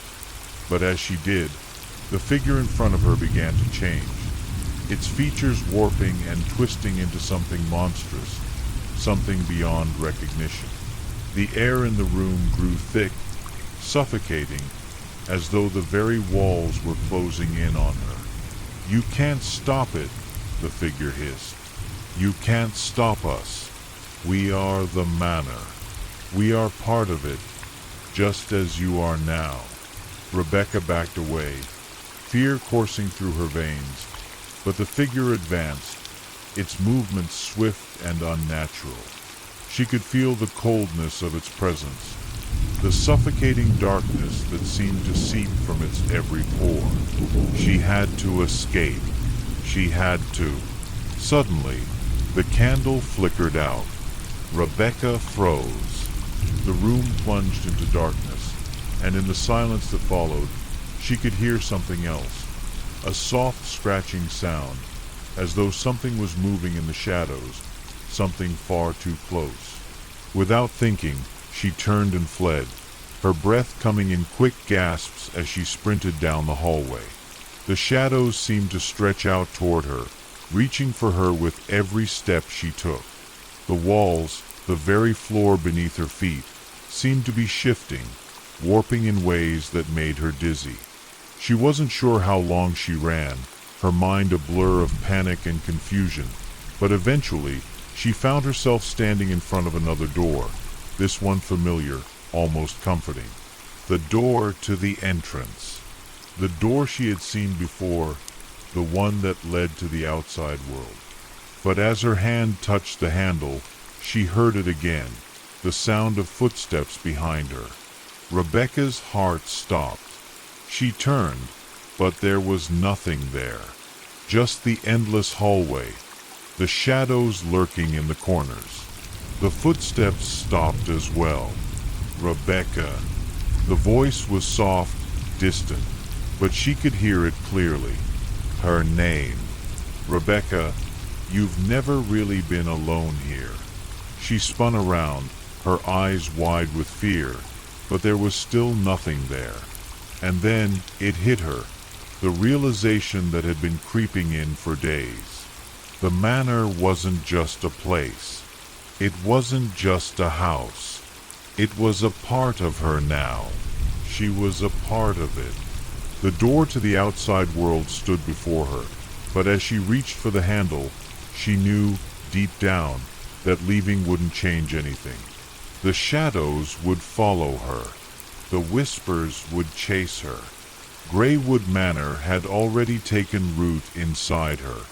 Rebecca stood there, staring at the door, The echoes of footsteps faded into the silence, but she could still hear them, softly, somewhere in the distance. Rebecca's hand trembled as it hovered just inches from the door handle. The thought of stepping out, of escaping the haunting presence of Greywood Manor, should have filled her with relief, but instead, it filled her with dread. Something had changed. The manor, with its winding hallways and countless rooms, was no longer just a house. It had become a part of her. She could feel it now, like a weight settling deep within her chest, pressing against her heart. The air around her grew colder, thick with an energy that seemed to pulse and throb, as though the house itself was alive and aware of her every move. She could hear the faint sound of the wind howling outside, but it was muffled, distant. The world beyond the walls of Greywood Manor felt unreachable, as if she was standing on the edge of something vast and unyielding. "Rebecca," the voice came again, clearer this time, and she froze. It wasn't a whisper. It was a command, deep and resonant, as if the very walls of the manor were speaking to her. She turned around slowly, every fiber of her being screaming for her to run, but her legs refused to move. She had come so far. She had faced the shadows, the twisted figures, the impossible labyrinth of rooms, and she had unlocked the truth of the manor. But now, she felt like she was teetering on the brink of something far worse. A figure stood in the hallway behind her. It was shrouded in darkness, its features obscured by the shadows, but there was something familiar about it. The tall, thin shape, the same one she had seen in the mirror, the same one that had once smiled at her from the reflections. The distorted, hollow eyes glinted in the darkness, and the wide, unnatural smile tugged at the corners of its mouth. "You can't leave," the figure said, its voice low and guttural, the words heavy with finality. "You never left." Rebecca's breath caught in her throat. The fear that had subsided now surged back, flooding her with overwhelming panic. She spun back toward the door, her fingers brushing the cold metal handle, but the door refused to open. It was as if the very house itself had locked it in place, trapping her inside. "Why?" Rebecca cried out, her voice trembling with desperation. "Why is this happening? Why can't I leave?" The figure stepped closer, its movements slow and deliberate, as though it were savoring her fear. It stopped just a few feet behind her, and Rebecca could feel the coldness emanating from it, like an ice storm moving through her bones. "Because you are part of Greywood now," it said softly, "and Greywood is part of you." Rebecca turned again, facing the thing that had tormented her for so long, her mind racing, trying to make sense of it all. "What do you mean?" "I destroyed the mirror. I freed myself. The figure tilted its head, its smile widening, and for a moment, Rebecca thought she saw something flicker in its eyes, a glint of something that might have been sympathy or perhaps amusement. "You think the mirror was the key?" The air around Rebecca grew thick, suffocating, as the figure took another step closer. It reached out, its fingers elongated and twisted, as if they were made of smoke. "You've been a part of this story all along. Your mind, your soul, they're entwined with this place, and you will never escape." "Not really." Rebecca backed away, her heart pounding, her breath shallow. She could feel her resolve crumbling, her grip on reality slipping away with every word the figure spoke. "No," she whispered. "I can leave. I can go back. I'm not one of you." The figure's laugh was low and hollow, the sound echoing through the empty hallways. It wasn't a sound of joy or amusement. It was something far darker. You don't get it, do you? You've already given yourself over. Everything that has happened, every step you've taken, every decision you've made, has brought you here, to this moment. Rebecca shook her head, her body trembling. She couldn't accept it. She wouldn't. There had to be a way out. She had survived the horrors of the manor. She had overcome the darkest corners of her fears. She couldn't have come this far only to be swallowed by it all. Please, she begged, her voice raw with emotion. I just want to leave. I just want to be free. The figure stepped closer, its fingers brushing lightly against her arm, and for a split second, she thought she felt something. A flash of something human, something almost kind. But it was gone as quickly as it came, replaced by the cold, unfeeling darkness. You were never meant to leave, it whispered. Not now. Not ever. Suddenly, the shadows around her surged, swirling and twisting like a storm come to life. They reached out, wrapping around her legs, her arms, pulling her toward the darkness at the edges of the room.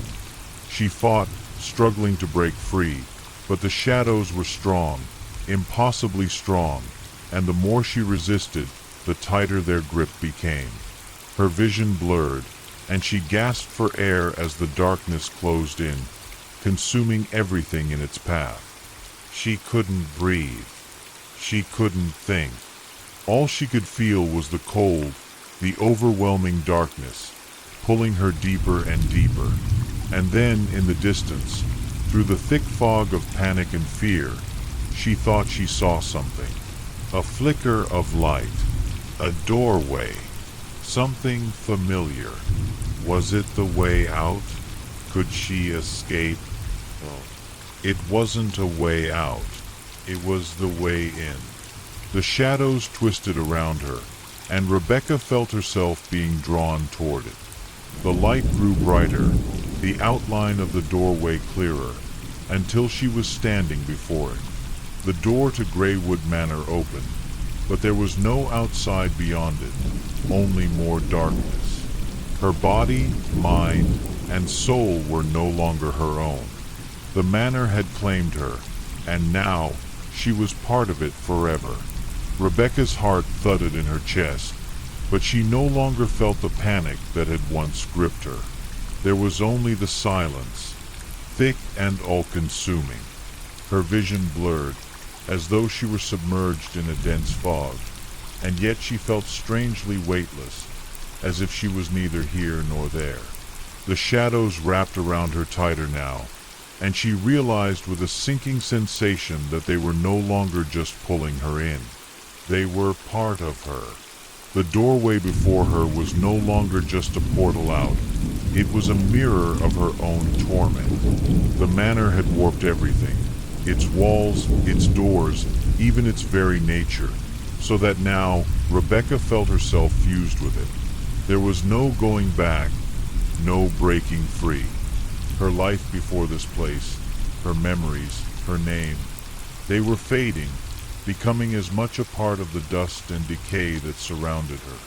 She reached out toward the door, but as her fingers brushed against the cold wood, it splintered, its surface cracking like dried leaves underfoot. The door shifted and twisted, revealing nothing but more of the dark, endless void. And then, from within that darkness, came a voice. Soft at first, almost a whisper, but growing louder, clearer, as though it were coming from all directions at once. Did you think you were the first to try? The voice was familiar, low, malevolent, dripping with years of sorrow and rage. It sent a chill down Rebecca's spine. Did you think you could outrun what has always been here? It was the voice of the manor itself, the voice of every soul that had once walked through its cursed halls, and every soul that had disappeared into the same darkness. The house had become sentient, a living, breathing entity. And now, Rebecca was a part of it, as much a prisoner as the others who had come before her. "You have entered, just as they did," the voice continued. "Each of you desperate for something. Freedom, answers, relief. But none of you understand. Greywood does not give. It takes." Rebecca's mind reeled. She could feel it now. Every presence that had ever existed here. Faces she had never seen. Voices she had never heard. Each one now a part of the sprawling, unknowable consciousness of the house. Each one speaking in harmony, filling the space with an overwhelming cacophony of whispers and calls. She staggered back, but it was no use. The shadows had already consumed her. There was no escape.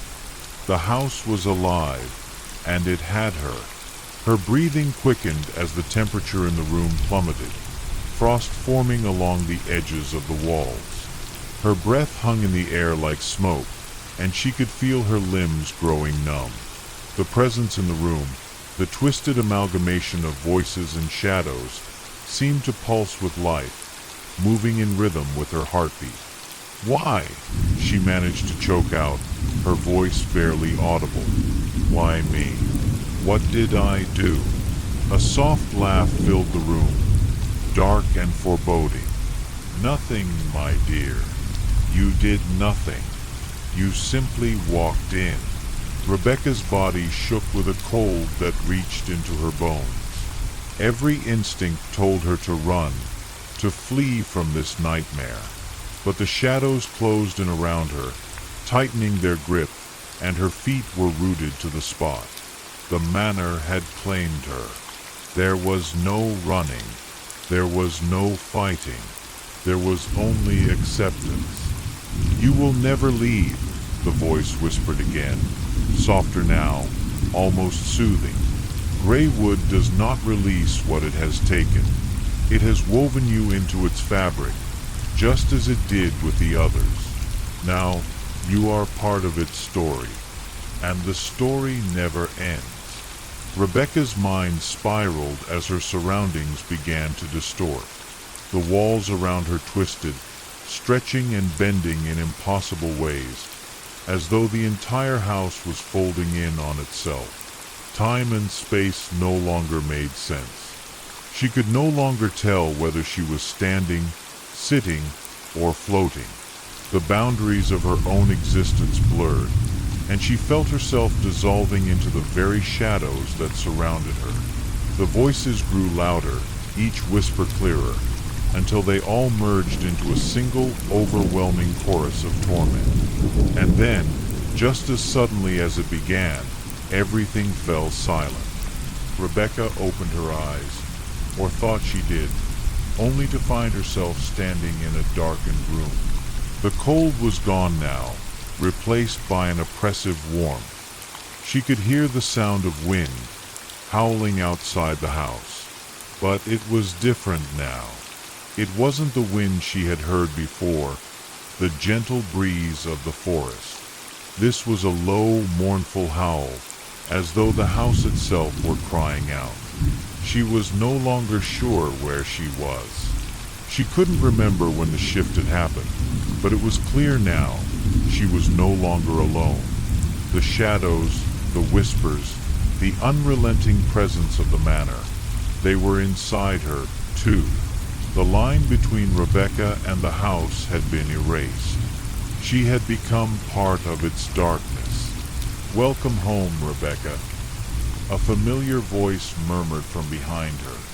She turned slowly, dread filling her chest as her eyes locked onto the figure standing in the doorway.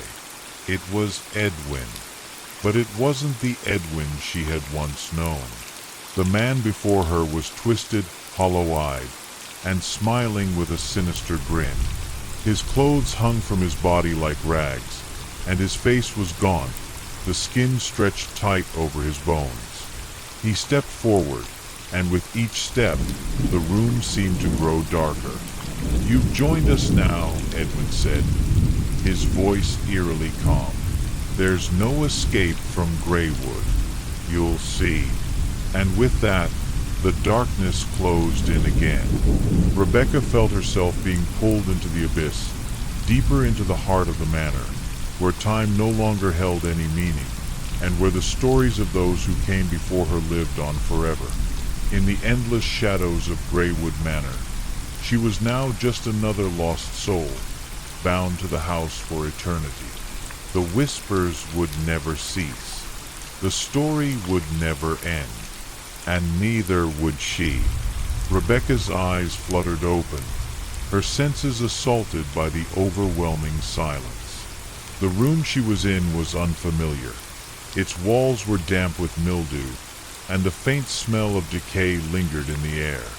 She sat up slowly, her body heavy as though weighed down by invisible chains. Her mind raced, trying to grasp what was happening, trying to remember how she had gotten here. But the more she tried to focus, the more everything seemed to blur. Greywood Manor, the shadows, Edwin. Her mind felt fractured, like pieces of a puzzle scattered in the dark, waiting to be put together again. A low groan echoed through the room, and Rebecca froze. She wasn't alone. The sound was distant, but it reverberated in her chest, a deep and unsettling vibration. She could hear the wind, now howling more fiercely than before, but there was something different about it. The wind seemed to carry with it a faint, whispering voice, like a soft murmur in the back of her mind. Rebecca. The voice called, soft yet unmistakably familiar. It was Edwin's voice, but it was warped, distorted, as though coming from far away or underwater. A chill ran down her spine. Her heart beat faster, and she fought the urge to panic. She had to remain calm. She had to understand what was happening. Slowly, she stood up, her legs shaky beneath her, as though she hadn't used them in years. The room around her was dark, the only light coming from the pale moon filtering through cracks in the boarded-up windows. There was an oppressive weight in the air, as though the very house was holding its breath, waiting. Edwin, she whispered, her voice trembling. The house responded with a loud creak, as though it were breathing in unison with her. The walls seemed to groan under the strain, as if the very structure was alive. Rebecca moved forward cautiously, every step echoing in the silence. She felt as if the house was watching her, waiting for her to make the next move. The floor beneath her creaked as she approached the door. Her hand shook as she reached for the handle, but the moment her fingers brushed against it, the door swung open by itself, as though invited by some unseen force. Beyond the door, a long corridor stretched into the darkness. The familiar scent of dust and decay filled the air, and she could hear something moving within it. Something waiting. Against her better judgment, Rebecca stepped into the hallway. The cold seemed to intensify as she walked deeper into the manor, her footsteps muffled by the thick carpet that lined the floor. The walls around her were lined with old portraits, the eyes of the figures painted in them seeming to follow her every movement. She couldn't help but glance over her shoulder, certain that someone, or something, was there, watching her. Her pulse quickened. "This isn't real," she whispered to herself. "This isn't happening." But deep down, she knew it was real. The house had claimed her, just as it had claimed so many before her. She was a part of it now. The shadows, the whispers, the stories, it was all entwined with her existence. There was no escaping it. As she continued down the hallway, the whispers grew louder. She could hear voices, indistinct at first, but slowly becoming clearer. She stopped in her tracks, the hair on the back of her neck standing on end. There was something familiar about those voices. She could make out fragments of sentences, half-formed words, but they all seemed to blend together in a chorus of longing, of sorrow. "Rebecca, come closer." She froze. It was Edwin again, his voice still distorted but unmistakable. It was as if he were right there, just beyond the next corner. She had to find him. She had to understand what had happened, what this place wanted from her. With trembling hands, she rounded the corner, her breath coming in short, shallow gasps. The corridor continued to stretch on, the walls closing in around her. But then, at the far end of the hallway, she saw it. A door slightly ajar, with a faint light spilling out from the crack. Her feet moved on their own, driven by an impulse she couldn't explain. She had to reach that door. She had to know what lay behind it. As she stepped closer, the whispers intensified, filling her head, drowning out all other sounds. "You don't belong here. You'll never leave." Rebecca reached for the doorknob, her heart racing in her chest. She paused for a moment, her fingers hovering just above it, and then, with a deep breath, she turned the handle. The door opened slowly, revealing a small, dimly lit room. The air inside was thick with dust, and the floor was covered in old, rotting furniture. But in the center of the room stood something that made Rebecca's blood run cold. It was a mirror, tall and wide, its surface cracked and tarnished by years of neglect. But what was most unsettling was what she saw in it. It wasn't her reflection. The figure in the mirror was distorted, its features twisted and monstrous, a cruel parody of a human form. Its eyes were hollow, black as the void, and its mouth stretched into a wide grin, revealing rows of sharp, jagged teeth. The thing in the mirror seemed to beckon her forward, its fingers curling as though inviting her into its depths. Rebecca took a step back, her heart pounding in her chest. She wanted to scream, but her throat felt tight, her voice lost to the oppressive silence. "You can't run," the voice whispered from behind her. Edwin's voice. "You can't escape."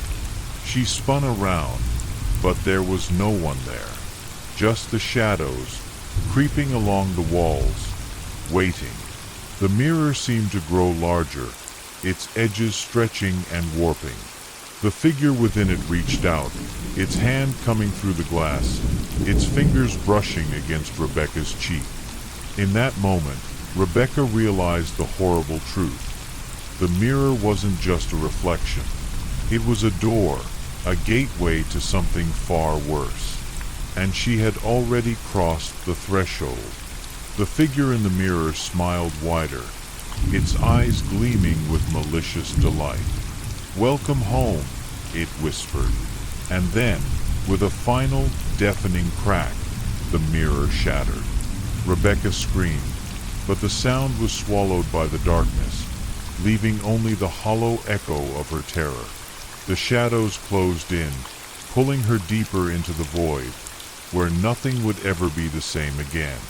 The manor had claimed another soul.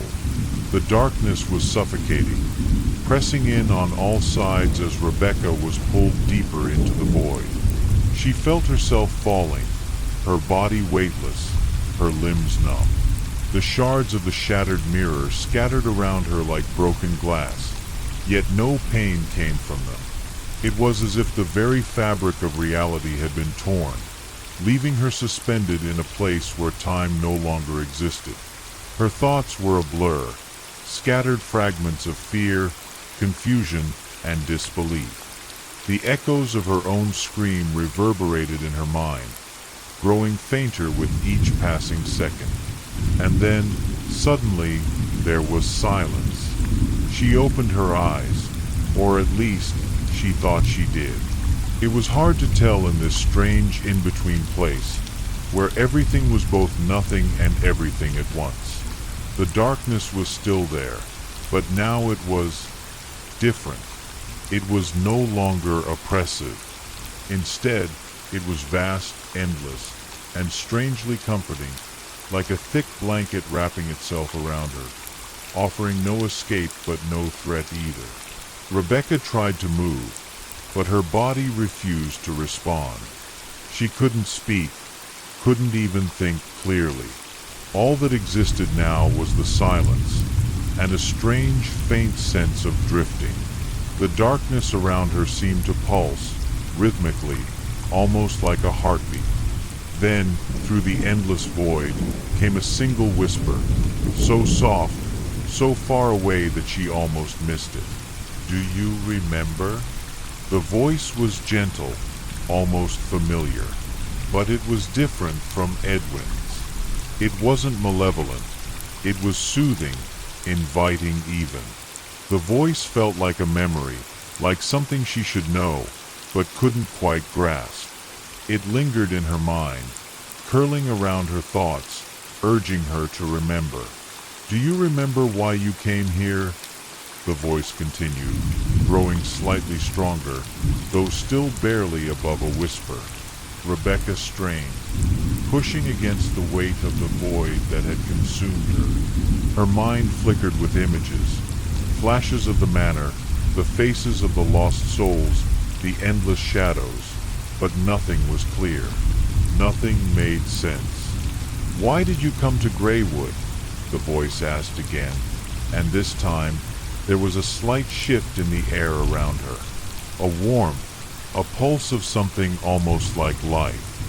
Rebecca opened her mouth to speak, but no sound came out. Instead, a rush of images flooded her mind. Her life before Greywood, her search for answers, the stories, the whispers, the invitation she had received, mysterious and cryptic.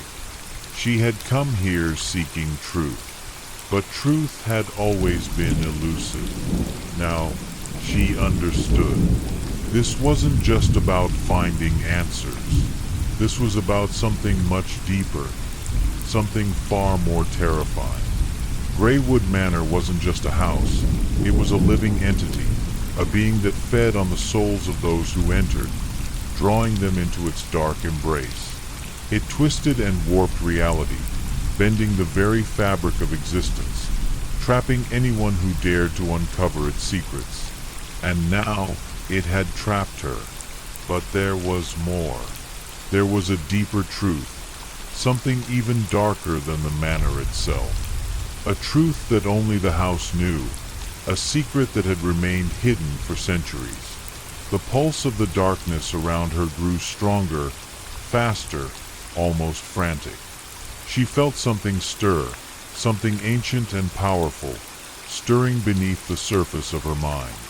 The whispers grew louder, not just in her ears, but in her very thoughts, becoming a chorus of voices that all spoke at once.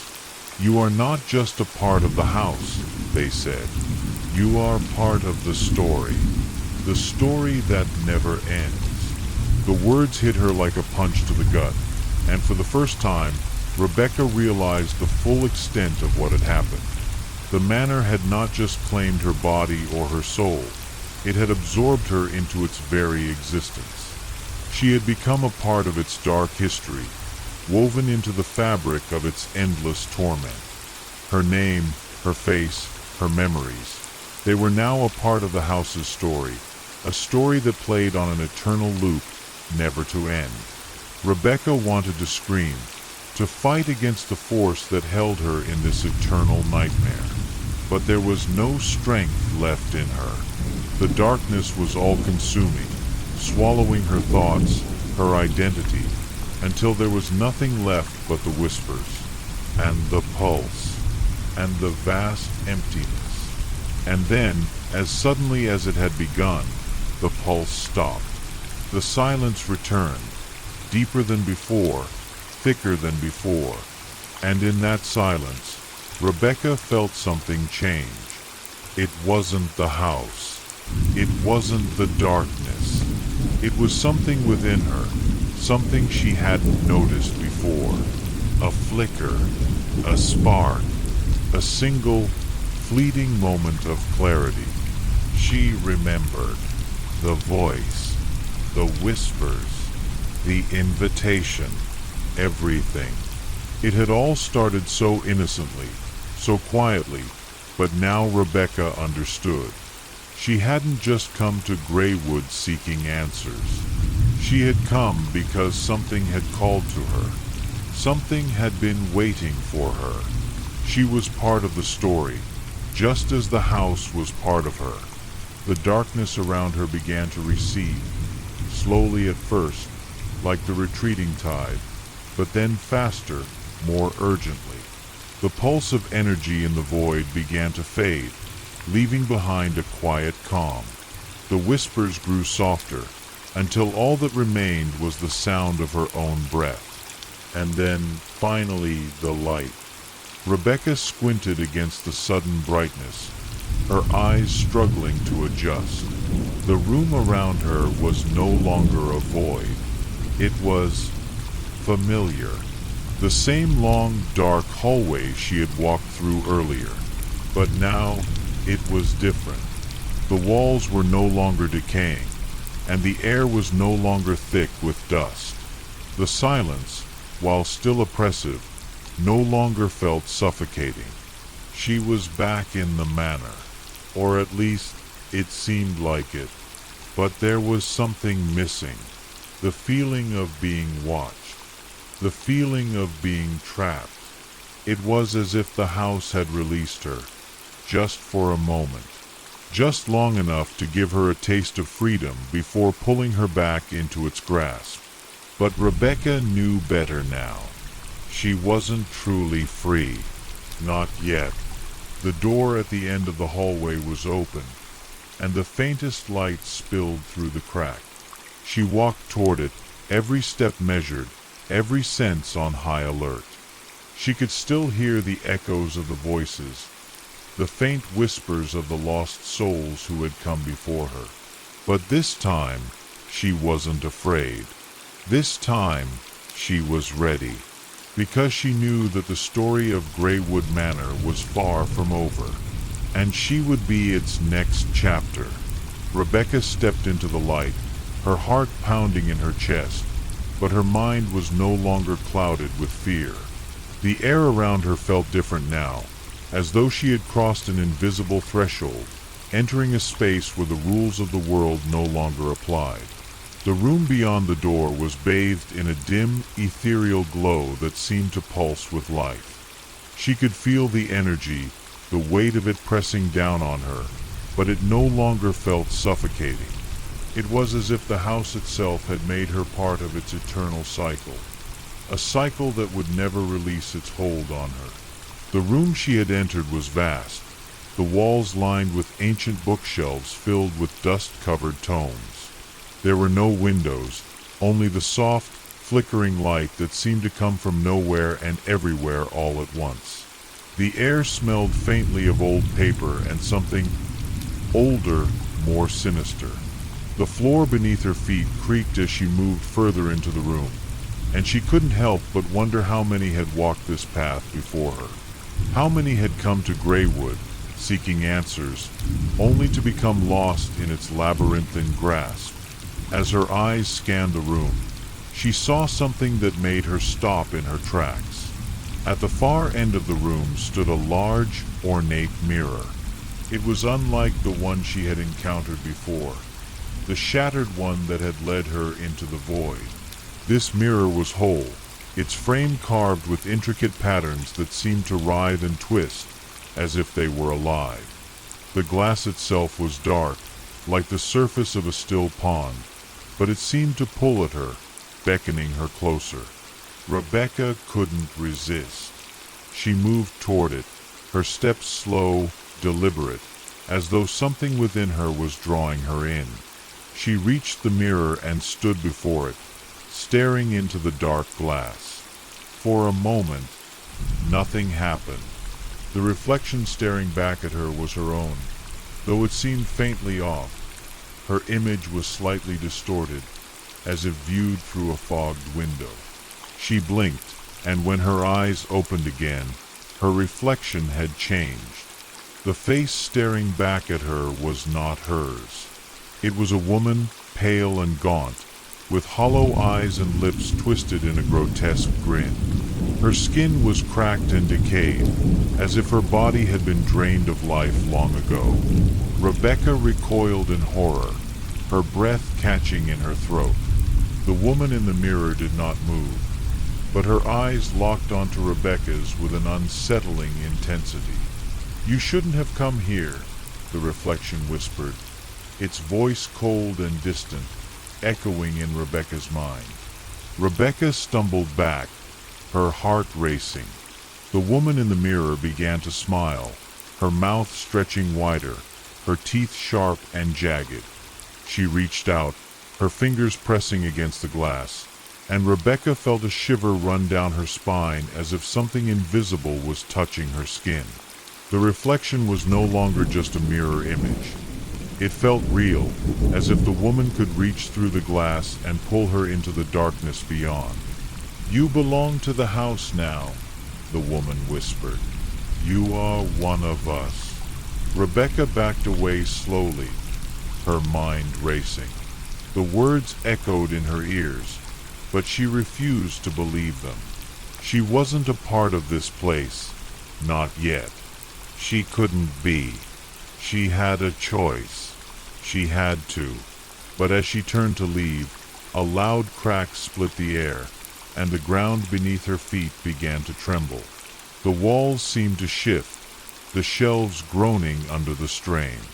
The very foundation of the manor felt as though it were shifting, realigning itself. And in the distance, she could hear something, a low, guttural sound, like the growl of a beast. The mirror, too, began to change. The once calm surface of the glass rippled, as though disturbed by some unseen force. Shadows swirled within it, and Rebecca could swear she saw figures moving, silhouettes of people long forgotten, trapped within the reflective surface. The whispers returned, louder this time, filling her mind with an almost unbearable pressure. "You can't escape. You never could." Her pulse quickened, and she could feel the house closing in around her once more. There was no escape. Not now.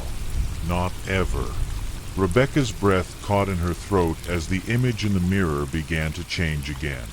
The woman's smile widened even further, stretching unnaturally wide until it seemed to consume her entire face. Her eyes turned black, the darkness inside them endless, and Rebecca felt as though she were staring into the void itself. And then, without warning, the reflection reached out. It wasn't just a hand that pressed against the glass. It was a whole arm, skeletal and pale, its fingers long and bony. They reached toward Rebecca, growing larger and more grotesque with each passing second. Without thinking, Rebecca spun around, her feet moving on their own, her body flooded with adrenaline. She had to get out. She had to find a way out before it was too late. The house trembled again, this time more violently. The walls shifted and groaned, the sound of wood cracking under pressure echoing through the hallway. The shadows seemed to lengthen, reaching out like tendrils, trying to grab hold of her. She ran. Rebecca's breath was ragged as she sprinted through the twisting hallways, the shadows chasing her every step of the way. Her mind was a whirlwind of fear and confusion. She had to escape. She had to break free of the house. But the more she ran, the more it seemed to stretch before her, the hallways twisting and turning in impossible ways.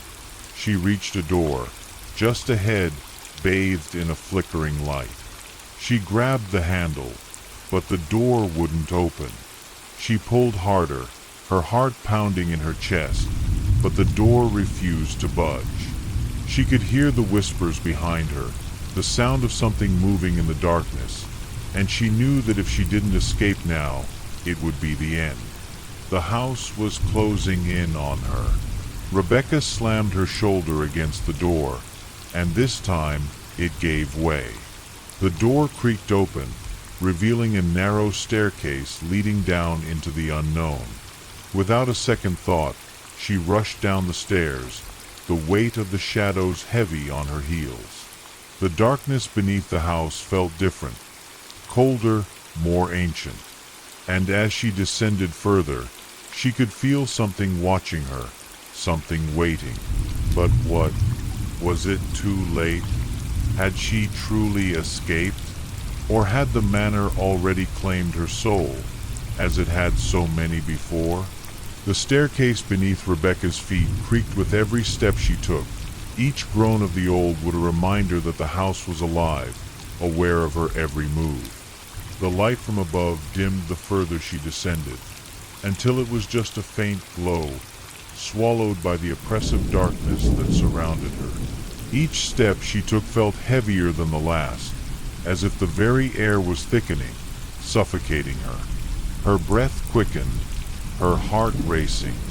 She could feel it, the ever-present pull of the manor, drawing her deeper into its grasp.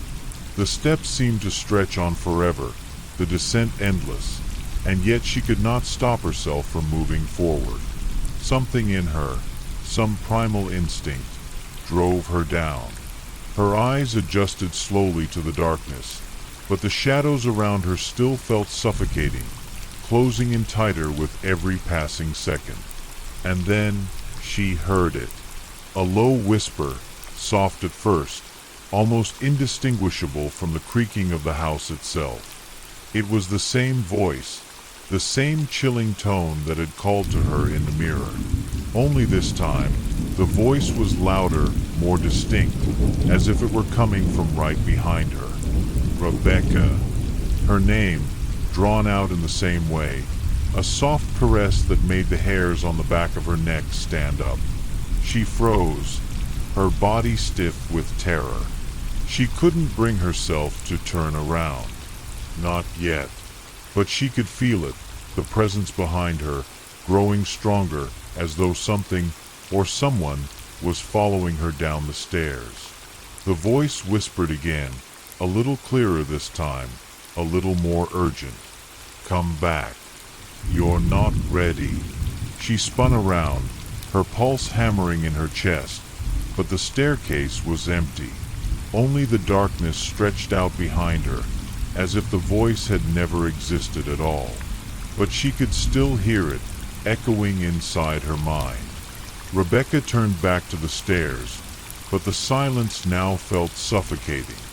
The pull of the house was stronger, the shadows longer, thicker, as though the walls themselves were closing in around her. She had to keep moving. She had no choice. Her feet kept moving, but each step became harder, her legs like lead, as though the house itself were weighing her down.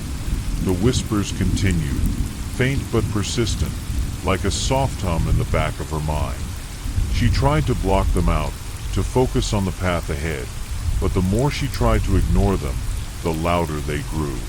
Do you know who you are? The voice whispered. Do you understand what you've become? Her stomach twisted at the words. The questions. The truth she hadn't wanted to face. What had she become? What was this place really? Rebecca's thoughts spiraled, but she forced herself to look ahead, focusing on the single sliver of light that pierced the darkness below. There was something at the bottom of the stairs.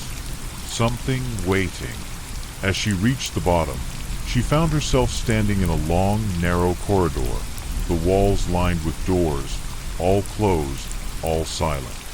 The floor beneath her feet was cold, the stone rough and uneven. She hesitated, listening. The house was still, too still, but the whispers, those whispers, remained. Louder now, pressing against her ears, invading her mind. Her eyes darted to the doors, and she instinctively reached for the nearest one, her hand trembling as it gripped the cold iron handle. She didn't know why she felt compelled to open it, but it was as though the door was calling her, urging her to enter. She hesitated for just a moment, the weight of the decision heavy on her chest, and then, with a sharp breath, she turned the handle. The door creaked open, the sound like nails on a chalkboard. A rush of cold air hit her face, the smell of damp earth and decay overwhelming her senses. Rebecca stepped into the room, and immediately she wished she hadn't. The space was small, much smaller than she had imagined, and the walls were covered in strange symbols, etched deep into the stone. There was no light, only the faintest glow that seemed to come from the symbols themselves, casting eerie shadows that danced across the walls. In the center of the room, there was a stone pedestal, and atop the pedestal, something rested, something covered in a thick black cloth. Rebecca felt drawn to it, the same strange compulsion that had led her here. She approached the pedestal slowly, each step echoing loudly in the silence. The whispers grew louder now, surrounding her, suffocating her, until it felt like she could hear nothing else. "Do you see it?" the voice asked, so close now it was almost as though it were inside her head. "Do you understand?" She reached for the cloth, her fingers trembling, and pulled it away. The object beneath the cloth was a book, an old leather-bound book, its pages yellowed with age and cracked with wear. The cover was adorned with the same symbols that covered the walls. As soon as she touched the book, a surge of cold energy shot through her, and her vision blurred.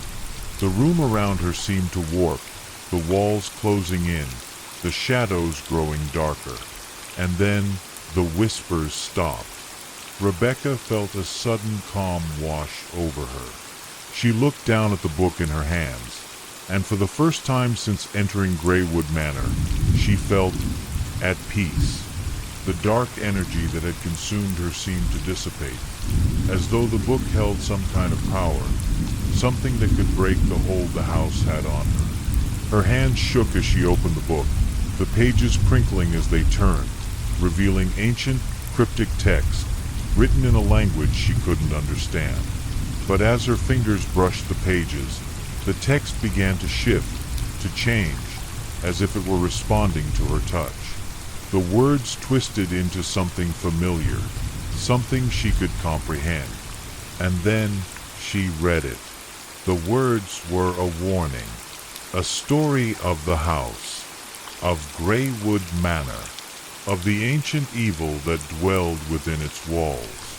But there was something else, something more. The book spoke of a way out, a way to break free from the house's grasp. But it came with a price. The moment Rebecca understood the true nature of the house, its hunger, its unyielding thirst for souls, she knew there was no turning back. There was no escaping it. And yet, in that moment, with the book in her hands, Rebecca knew she had one final choice to make. She could leave, or she could become part of the house's eternal story.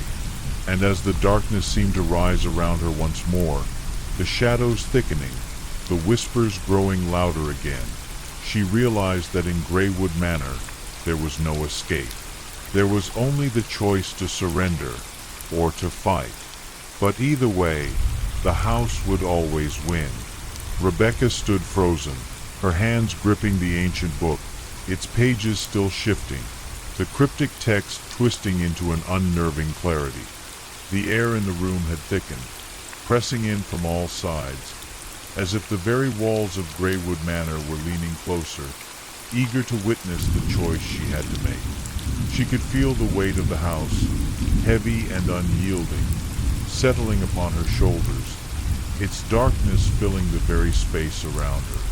For a moment, there was silence. The whispers had faded, leaving nothing but the sound of her own breath, ragged and shallow, as her mind raced to process what the book had revealed. The house, the shadows, the reflection in the mirror, they were all tied to something older, something far more powerful than she had ever imagined. This wasn't just a house. It was a prison, a place where the souls of the lost were trapped for eternity, feeding the darkness that consumed it. And now, it was reaching out for her. Rebecca's heart pounded in her chest as she turned the pages, each one revealing a deeper, darker secret. The book spoke of a ritual, a way to sever the bond between herself and the manor. But the cost was unimaginable. It would require a sacrifice, an offering to the house, something of herself, her very essence, in order to free her soul from its grasp. And yet, she couldn't help but feel a strange pull toward the ritual.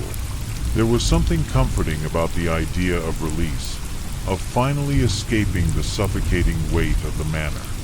But that comfort was short-lived, for as she read further, the true horror of the ritual became clear. It wasn't a simple act of surrender. It was a binding, a permanent tether between her and the house, a fate worse than death. The house would take her soul, but in return, she would never truly leave.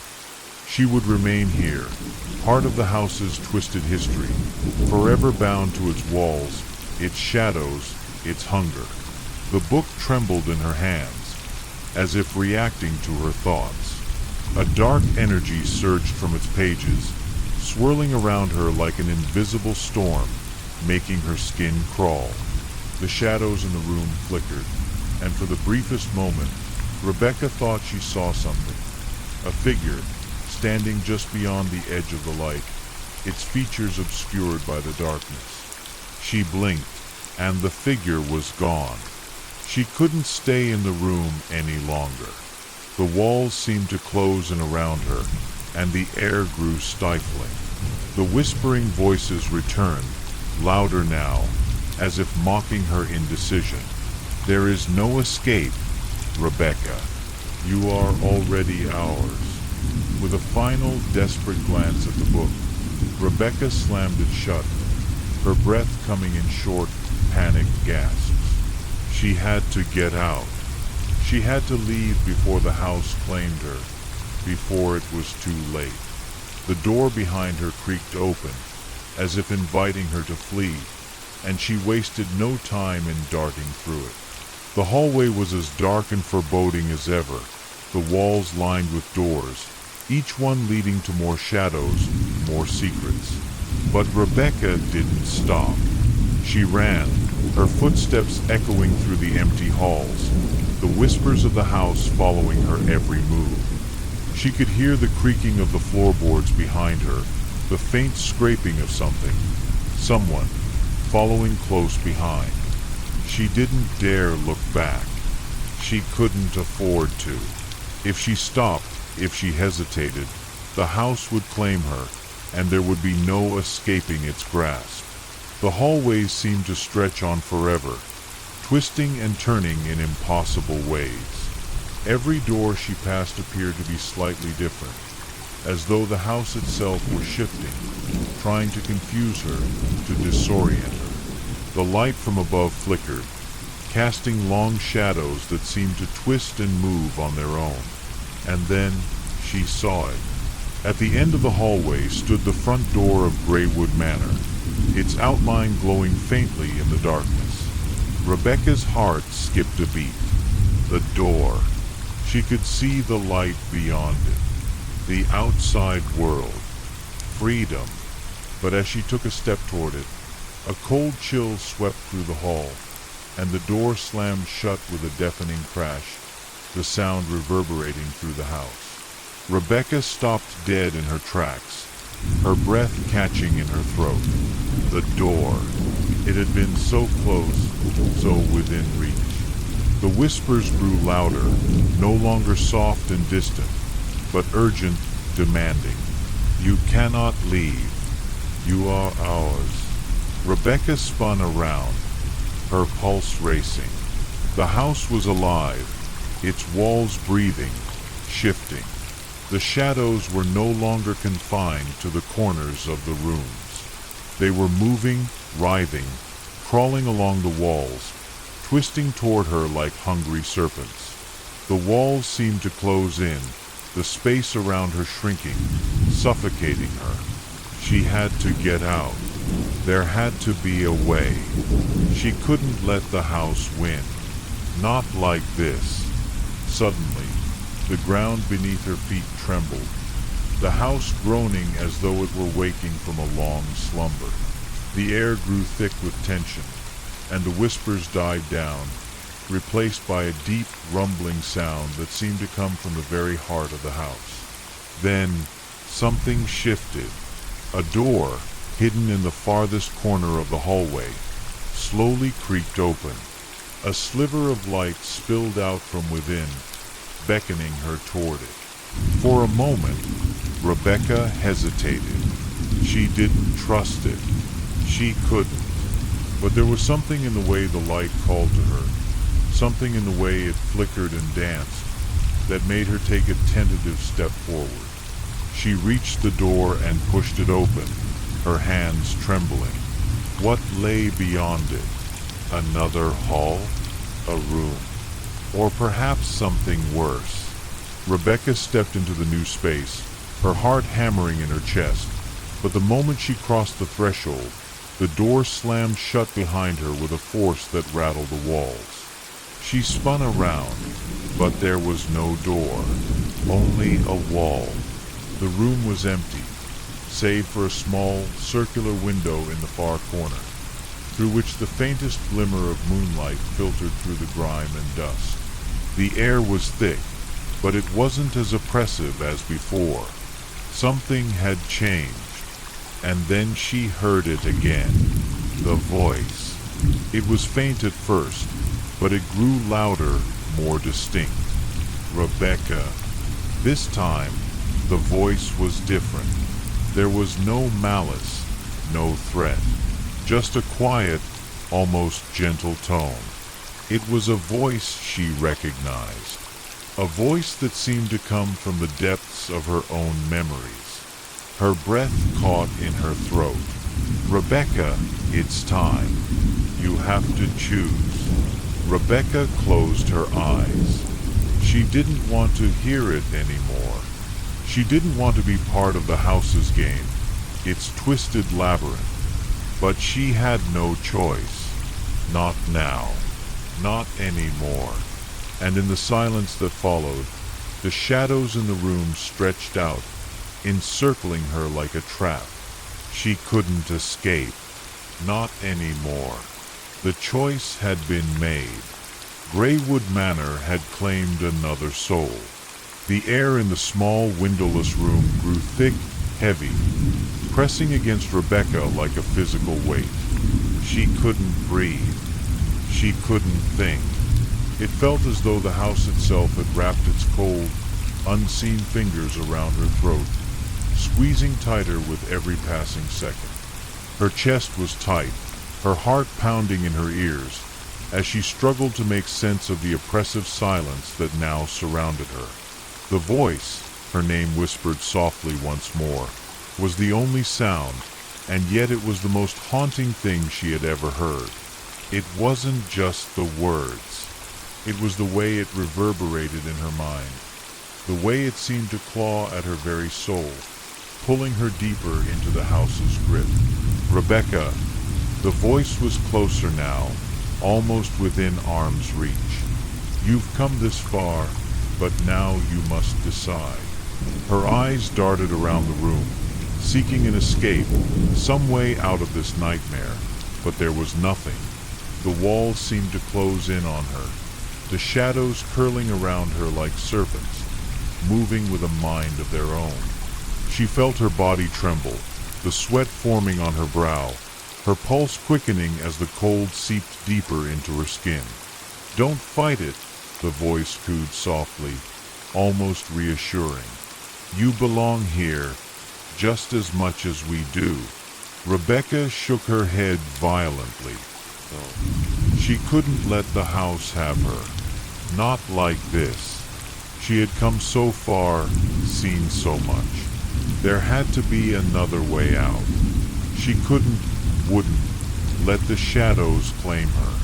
The whispers grew louder, filling the room, surrounding her. You cannot escape what you are. You cannot outrun the past, Rebecca. The manor knows you. It has always known you. The room seemed to pulse with the weight of its history, the darkness thickening, suffocating her. Her hand trembled as it reached out, her fingers brushing against the cold stone wall. She could feel the pulse of the house, its heartbeat, vibrating beneath the surface, just as real and tangible as her own.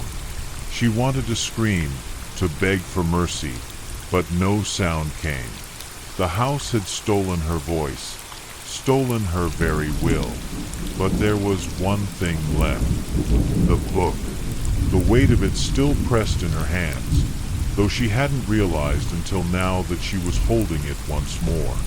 The pages, the warning, the ritual, the choice. Rebecca tore her gaze from the shadows that seemed to dance across the walls and opened the book once more.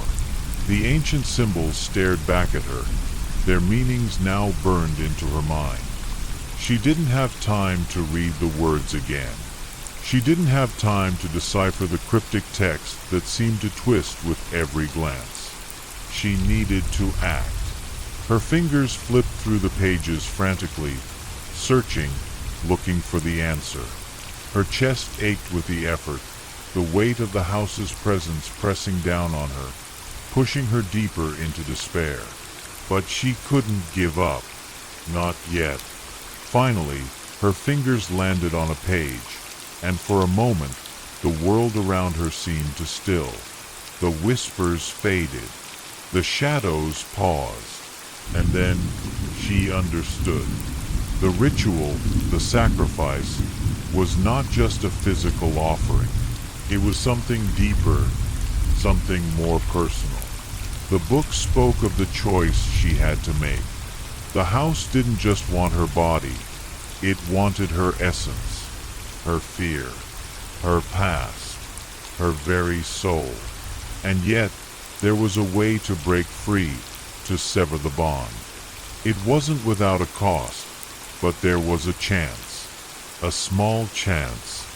She closed the book, the weight of the decision heavy in her chest. There was no time left to think. The house was already moving, already closing in. Rebecca knew what she had to do. Without hesitation, she pressed the book to her chest, the leather cool against her skin. She whispered the words, not from the book, but from deep within herself. They came to her without warning, a chant she couldn't explain, a language older than time. As she spoke the words, she felt the ground tremble beneath her feet, the shadows around her recoiling, as if they were afraid. The walls seemed to wail, the air thick with energy, and for the briefest moment, Rebecca thought she saw something. A figure, standing in the corner of the room, its form hazy, like a half-formed shadow. It was watching her, waiting. But she didn't falter. She continued the chant, her voice steady, growing stronger with each word. The house trembled again, the floor beneath her shaking violently as if the very foundation of Greywood Manor was beginning to crack. The shadows began to swirl faster and faster, as if something was being pulled from the very depths of the house. And then, as suddenly as it had begun, the house fell silent. Rebecca opened her eyes, her heart pounding in her chest, her body trembling. The shadows were gone. The whispers had stopped. The air felt different now, lighter, as if the weight of the house had been lifted. For the first time since she had arrived in Greywood Manor, Rebecca felt the faintest glimmer of hope. But as she glanced around the room, something caught her eye. The door, the one she had seen earlier, was now ajar. A small sliver of light leaked through, like a beacon, offering the promise of freedom. Rebecca didn't hesitate. She moved toward it, her feet steady, her heart still racing. She had done it. She had broken the bond. The house was silent now, its hold on her broken. She was free. But as she reached for the door, a voice whispered from behind her, cold and final. "You can never leave, Rebecca." "Not really." She froze, her hand just inches from the door. The voice was no longer the soft, coaxing whisper it had been. It was cold, final, almost resigned. Rebecca turned slowly, her heart sinking in her chest, and as she did, the shadows seemed to return, curling around her, twisting into a shape, a figure standing just beyond the door. A figure she knew all too well, her own reflection. And with a chilling smile, it spoke again. "You're already home." As the shadows closed in, swallowing the last light of the room, Rebecca understood. There was no escaping Greywood Manor. There never had been. And as the darkness consumed her, the door slammed shut behind her, the faintest whisper lingering in the air. The house had won. The darkness wrapped around Rebecca like a cold, suffocating blanket, tighter and tighter, until it seemed to swallow the last remaining fragment of light in the room. The air became thick, suffused with an energy that pulsed like the beat of a monstrous heart. She could feel it, the presence of something ancient, something far more sinister than she had ever imagined. Her reflection, the figure that had been waiting for her at the door, stood motionless in the center of the room, its eyes dark, unblinking. The shadows seemed to flicker and move around it, and Rebecca's heart pounded in her chest as she realized the truth. The house was not merely a building. It was alive. It had been alive all along, feeding off the souls of those who entered, growing stronger with each passing year, each life it consumed. And now it had claimed her. "Rebecca," the reflection whispered, its voice cold and hollow, yet oddly familiar. "You were always meant to be here. This is your home now." Rebecca's mind raced. How could this be?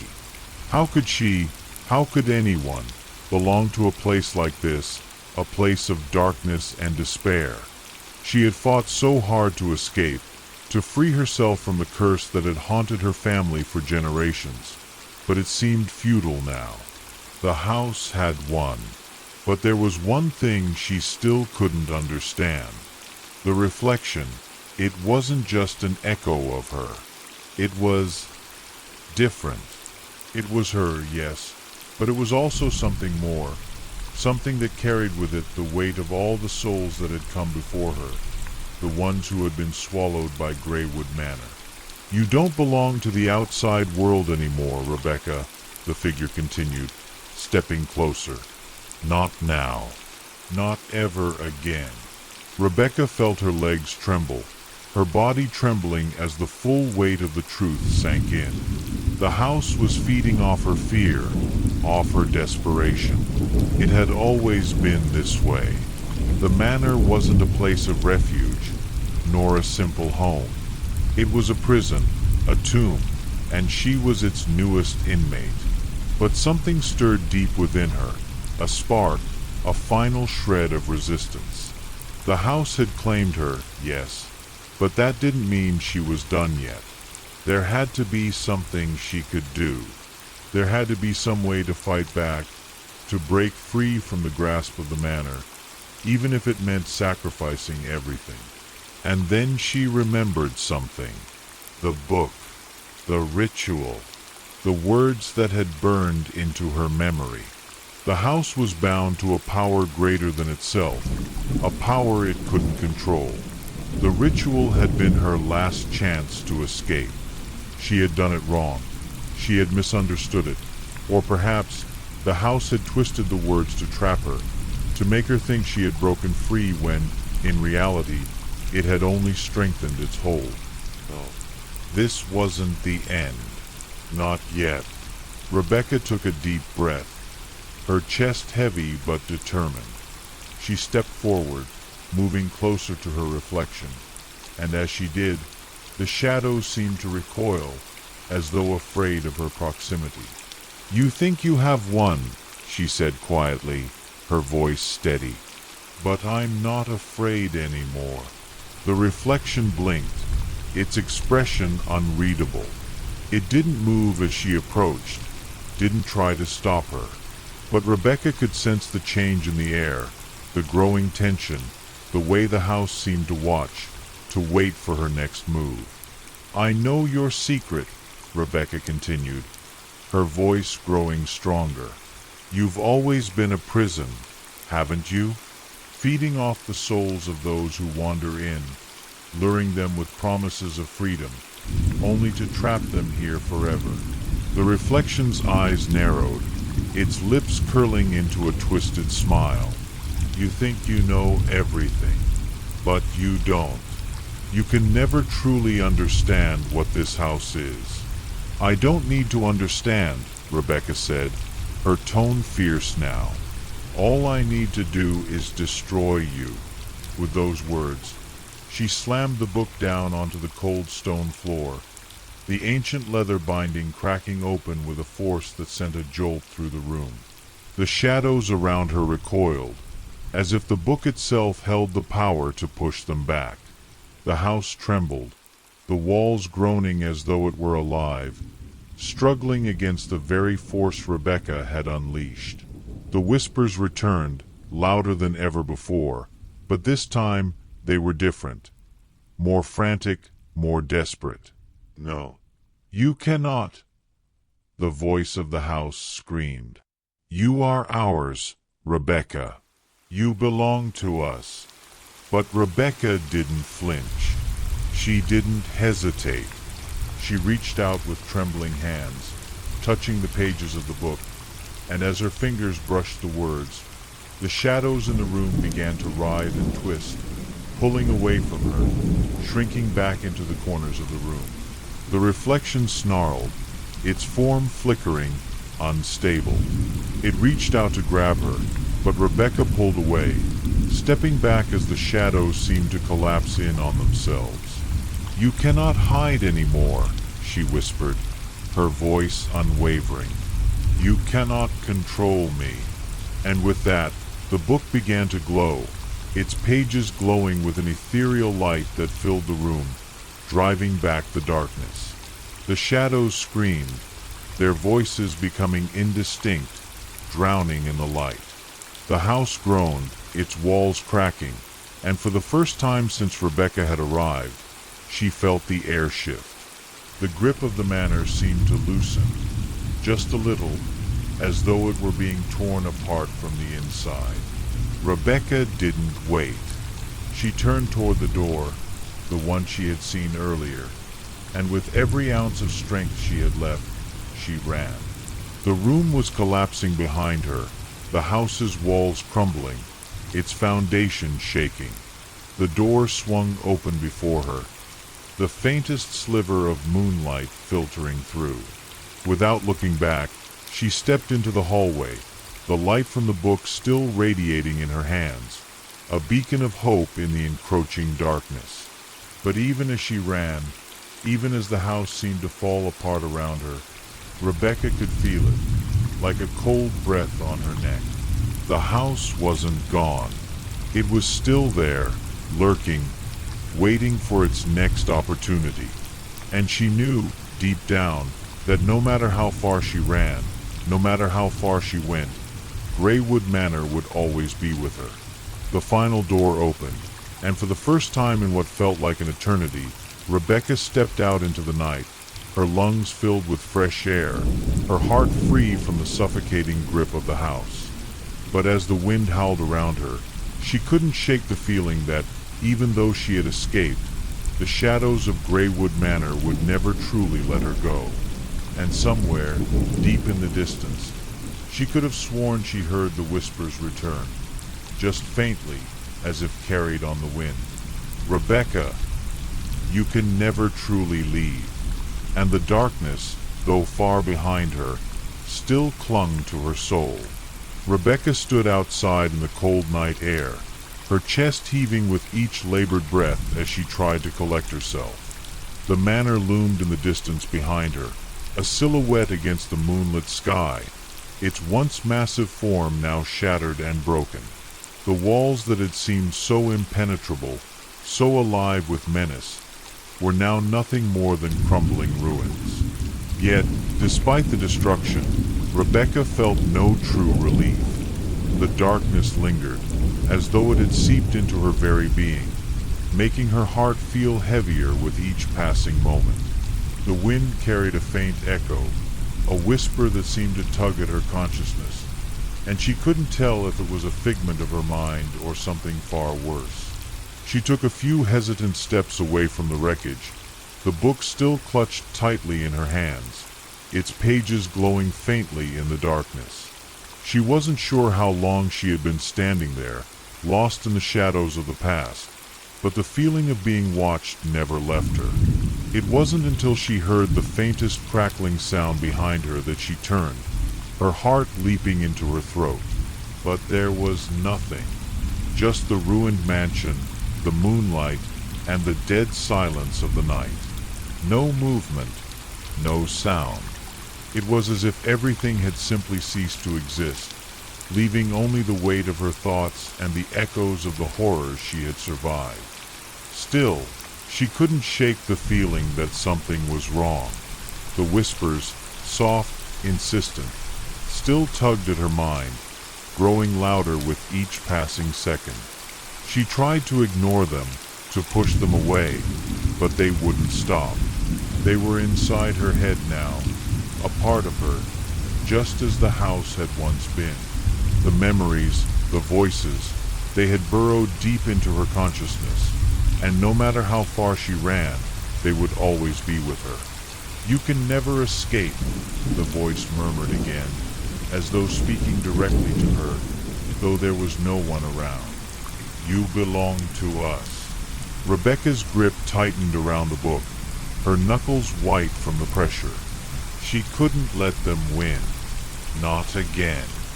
Not after everything she had endured to break free.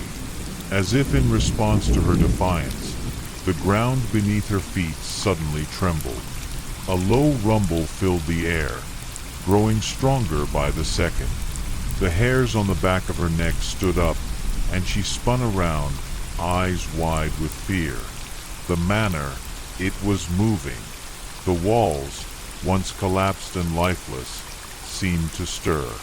The rubble shifted as if something beneath it was alive, something trying to break free.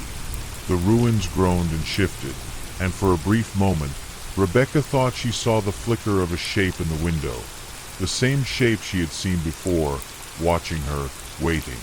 It was the reflection. It had followed her. She couldn't go back. She wouldn't. With a surge of adrenaline, Rebecca began to run, her feet pounding the ground as she sprinted away from the manor. Her mind raced, trying to process what was happening. How could this be? She had broken the house's hold, hadn't she? She had destroyed the connection, severed the bond. Yet it still called to her, still pulled at her like a magnet, dragging her back into the darkness. She didn't know where she was going, only that she had to get as far away from the manor as possible. The wind howled, carrying the sounds of something far behind her. The whispers, the cries, the house's hunger. It was still chasing her, just beyond the veil of reality. Her footsteps grew heavier, more labored with each passing second. The world around her seemed to blur, the night stretching into an endless void of shadows and confusion. Her breath came in ragged gasps as she pushed herself harder, faster, feeling the coldness creeping into her bones, her body growing numb. And then, just as she thought she could run no longer, the ground beneath her feet gave way. Rebecca cried out as her foot slipped, her body tumbling forward, unable to catch herself. She fell hard, the earth giving way beneath her in a sudden and terrifying drop. She felt the rush of wind in her ears as she plummeted, the world spinning around her in a disorienting blur. And then, with a sickening thud, her body hit the ground. She gasped for air, her head spinning, her limbs aching from the fall. The world around her was dark, but not the same kind of darkness she had known before. This was something deeper, something more sinister. The air felt damp and cold, and she realized with horror that she was no longer standing outside the manor. She was inside it again. Rebecca scrambled to her feet, her heart pounding, her body trembling with exhaustion and fear. She looked around, her surroundings unfamiliar. The walls were still stone, cold and jagged, but the room she had fallen into was different. There were no windows, no doors, only walls closing in on her, the oppressive air suffocating. A soft laugh echoed from the shadows. The sound was hollow, mocking, and it sent a chill down Rebecca's spine. "Did you really think you could escape?" the voice said, not the whispering voice she had grown accustomed to, but something darker, something more malevolent. It was the voice of the house itself, and it was taunting her. Rebecca backed up, her hands shaking as she reached out for something, anything, to hold on to. But there was nothing. The walls were smooth, the air thick with an unsettling presence. "No," she whispered, more to herself than anyone else. "No, I won't go back." The voice laughed again, louder this time, echoing through the chamber. "You were always meant to return, Rebecca. You can never leave." And as the darkness closed in around her, Rebecca realized the terrible truth. The house hadn't just trapped her in its walls, it had claimed her. And no matter where she went, no matter how far she ran, she would always be part of Greywood Manor. It would never let her go. The last thing she heard was the voice, now close, right behind her, as the shadows wrapped around her like a suffocating embrace. "Welcome home." And then, silence. The silence was deafening. Rebecca stood frozen in the darkness, her breath shallow and erratic as the weight of her realization settled in. She wasn't alone, but the presence around her was not one she could touch or fight against. It was all-encompassing, an unyielding pressure that pressed against her chest, making it harder to breathe, harder to think. The voice of the house had faded, but its chilling words echoed in her mind like a haunting refrain. "Welcome home." For a moment, she thought she might collapse, her knees buckling under the crushing weight of despair. But something, perhaps sheer survival instinct, kept her upright, her hands trembling as she grasped the air, searching for something solid. She tried to speak, but no words came. Her throat was dry, her body cold, as though the very marrow in her bones had frozen. The room around her remained indistinct, no light to guide her.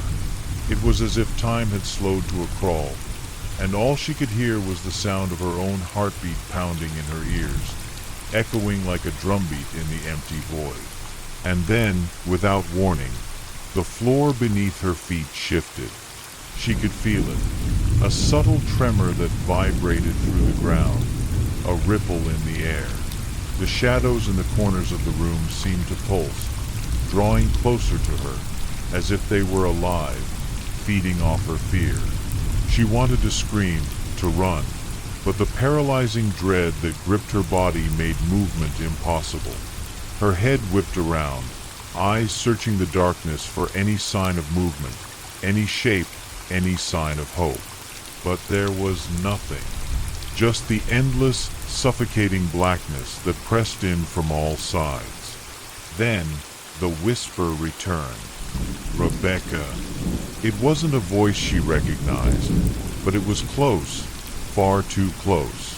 It slid through her thoughts like a thread, weaving itself into the very fabric of her mind.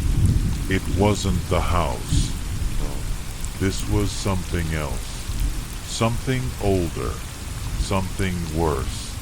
Rebecca's heart raced as she stumbled backward, her hands outstretched, trying to find a wall, a door, anything. She could feel it, though. The walls were closing in, the darkness pressing against her from every angle, until it felt as though there was nowhere left to run. "You're ours," the voice continued, drawing closer. Always. Rebecca's mind reeled as she tried to force herself to think, to focus. There had to be a way out. The book, the ritual, it had worked before, hadn't it? She had broken the house's hold once, so surely she could do it again. But the very thought seemed to mock her. How could she possibly break free from something that had already claimed her? Something so deeply woven into the very fabric of her existence. The shadows in the room shifted again, stretching toward her like dark fingers, reaching for her skin, for her soul. She felt them brush against her, cold and insidious, crawling beneath her clothes, against her flesh. Every inch of her body screamed, but no sound escaped her lips. Then, in the midst of the suffocating quiet, something else happened. A soft flicker of light, like the faintest spark, ignited in the distance. It was small, almost imperceptible, but to Rebecca, it was like a beacon in the dark. Her breath caught in her throat as she turned toward it.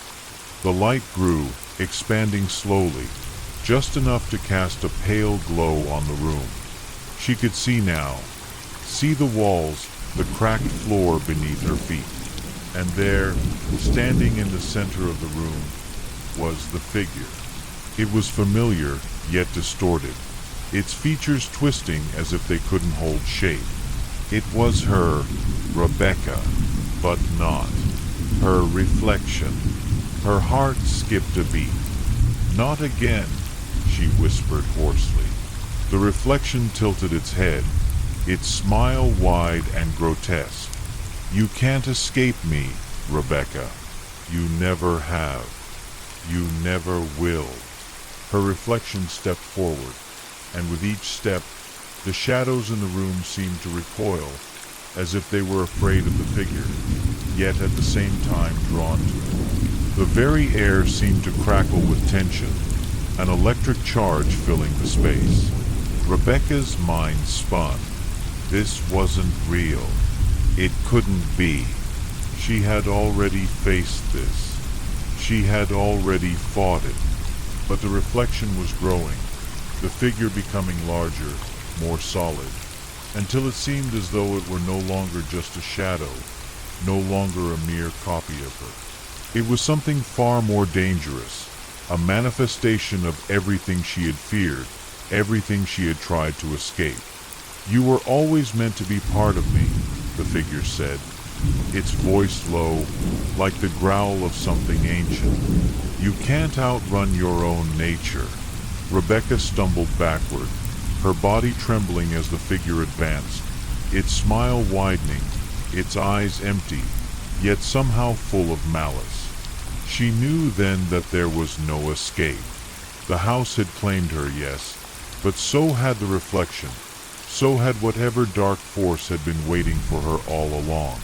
It wasn't just the house. It was her. It was her fear, her darkness, her very soul, and she had never been free of it. She reached out, her hand shaking, desperate to touch the light, to find something to hold on to, but the reflection grabbed her wrist before she could make it. And in that moment, everything around her shattered. The world broke apart in a cascade of fractured visions. The shadows dissipated, the light growing brighter, blinding. Rebecca's body felt weightless, as though she were floating, untethered to the earth. For a moment, she thought she was free, but then, just as quickly, The darkness returned, stronger, heavier. The world around her bent and twisted, and she realized with horror that this wasn't a dream. It wasn't an escape. It was the end. Rebecca screamed, but her voice, like everything else, was swallowed by the endless, suffocating dark. And somewhere in the distance, just at the edge of her consciousness, she heard the voice again. "Welcome home, Rebecca." But this time, it was no longer a whisper. It was a roar. And in the silence that followed, she finally understood. Greywood Manor had won. Rebecca's eyes fluttered open, the sharp sting of cold air rushing into her lungs. She gasped, feeling disoriented, as though she had been pulled from one world into another. The overwhelming darkness still hung in the air, but now there was something different. A subtle shift, a sensation of stillness that made her wonder if she had truly escaped, or if she was simply suspended in a place between realities. Her surroundings were no longer the crumbling halls of Greywood Manor, but a vast emptiness, stretching infinitely in all directions. It felt like a dream, or perhaps a nightmare that had swallowed her whole, leaving her in a purgatory of shadows. She could still hear the echoes of the house, faint whispers that seemed to dance in the air like a mocking lullaby. The cold was unbearable, and the darkness pressed down on her like an invisible weight. But there was something else, something subtle beneath the surface of it all. A sense of waiting, of watching. Rebecca could feel it, though she couldn't quite see it. The feeling was persistent, gnawing at her mind, urging her to move, to act before the emptiness devoured her. Suddenly, a flicker of light caught her attention in the distance. It was soft at first, like the pale glow of a distant star, but it grew steadily, casting long shadows that stretched across the barren landscape. Without thinking, Rebecca began to move toward it, her steps slow at first, then faster as the light beckoned her. With every step, the whispers grew louder, more insistent, until they blended into a single voice, repeating her name. Rebecca. She stumbled, her legs weak beneath her, but the pull of the light was stronger now, guiding her forward. She didn't know if it was hope or desperation that drove her, but she couldn't stop.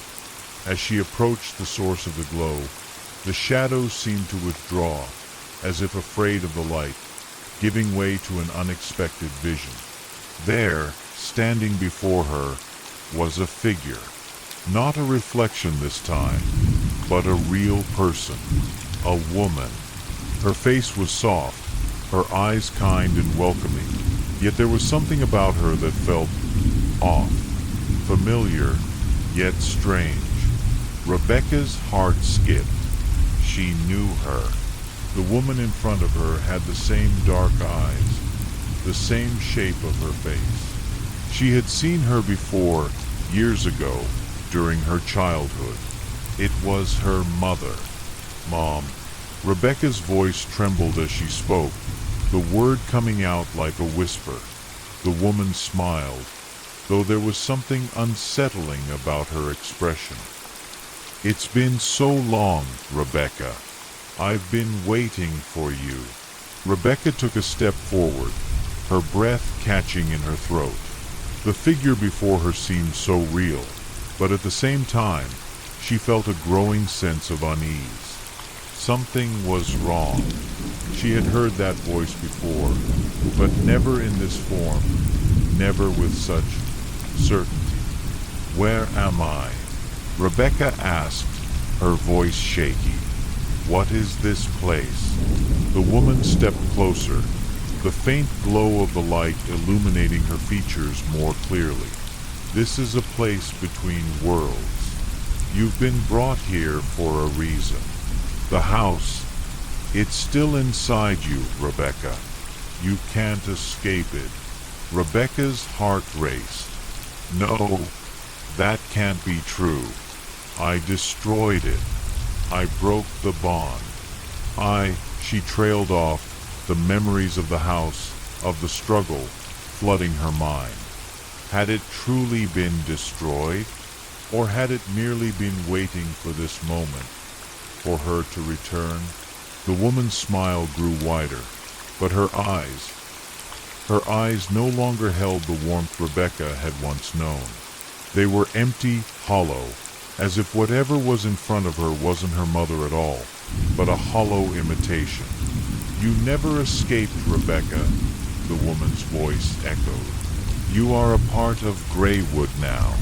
It's in your blood, your soul. There's no breaking free from it. No matter how far you run, it will always find you. Rebecca staggered back, panic rising within her. No, I refuse to believe that. I'm not like them. I'm not. Before she could finish, the light around her flickered violently, and the shadows seemed to pulse with life, closing in from every direction. The woman, if that's what she truly was, extended her hand, her fingers elongating unnaturally, reaching for Rebecca's arm. Join us, Rebecca. Come home. The air grew thick and heavy. The whispers returned, louder now, surrounding her, filling her head with promises of belonging, of peace, of surrender. But Rebecca could feel it. Something was wrong. She could almost taste it, the rancid stench of decay mixed with something far worse. The sense that the house was alive again. It was no longer a place, but a force. A force that had consumed everything, even her mother, and it was drawing closer. With a final cry of defiance, Rebecca turned and ran, her legs moving on instinct, her mind racing with fear. She didn't know where she was going, only that she couldn't stay. The light faded behind her, and the darkness swelled, threatening to swallow her whole. Her footsteps echoed in the void, but no matter how far she ran, the sound never faded. The walls were closing in again, the shadows shifting and tightening, as if they were alive. And then, just as she thought she couldn't run any longer, the ground beneath her feet gave way once more. She fell, her body weightless in the endless abyss, her scream echoing as she descended deeper into the darkness.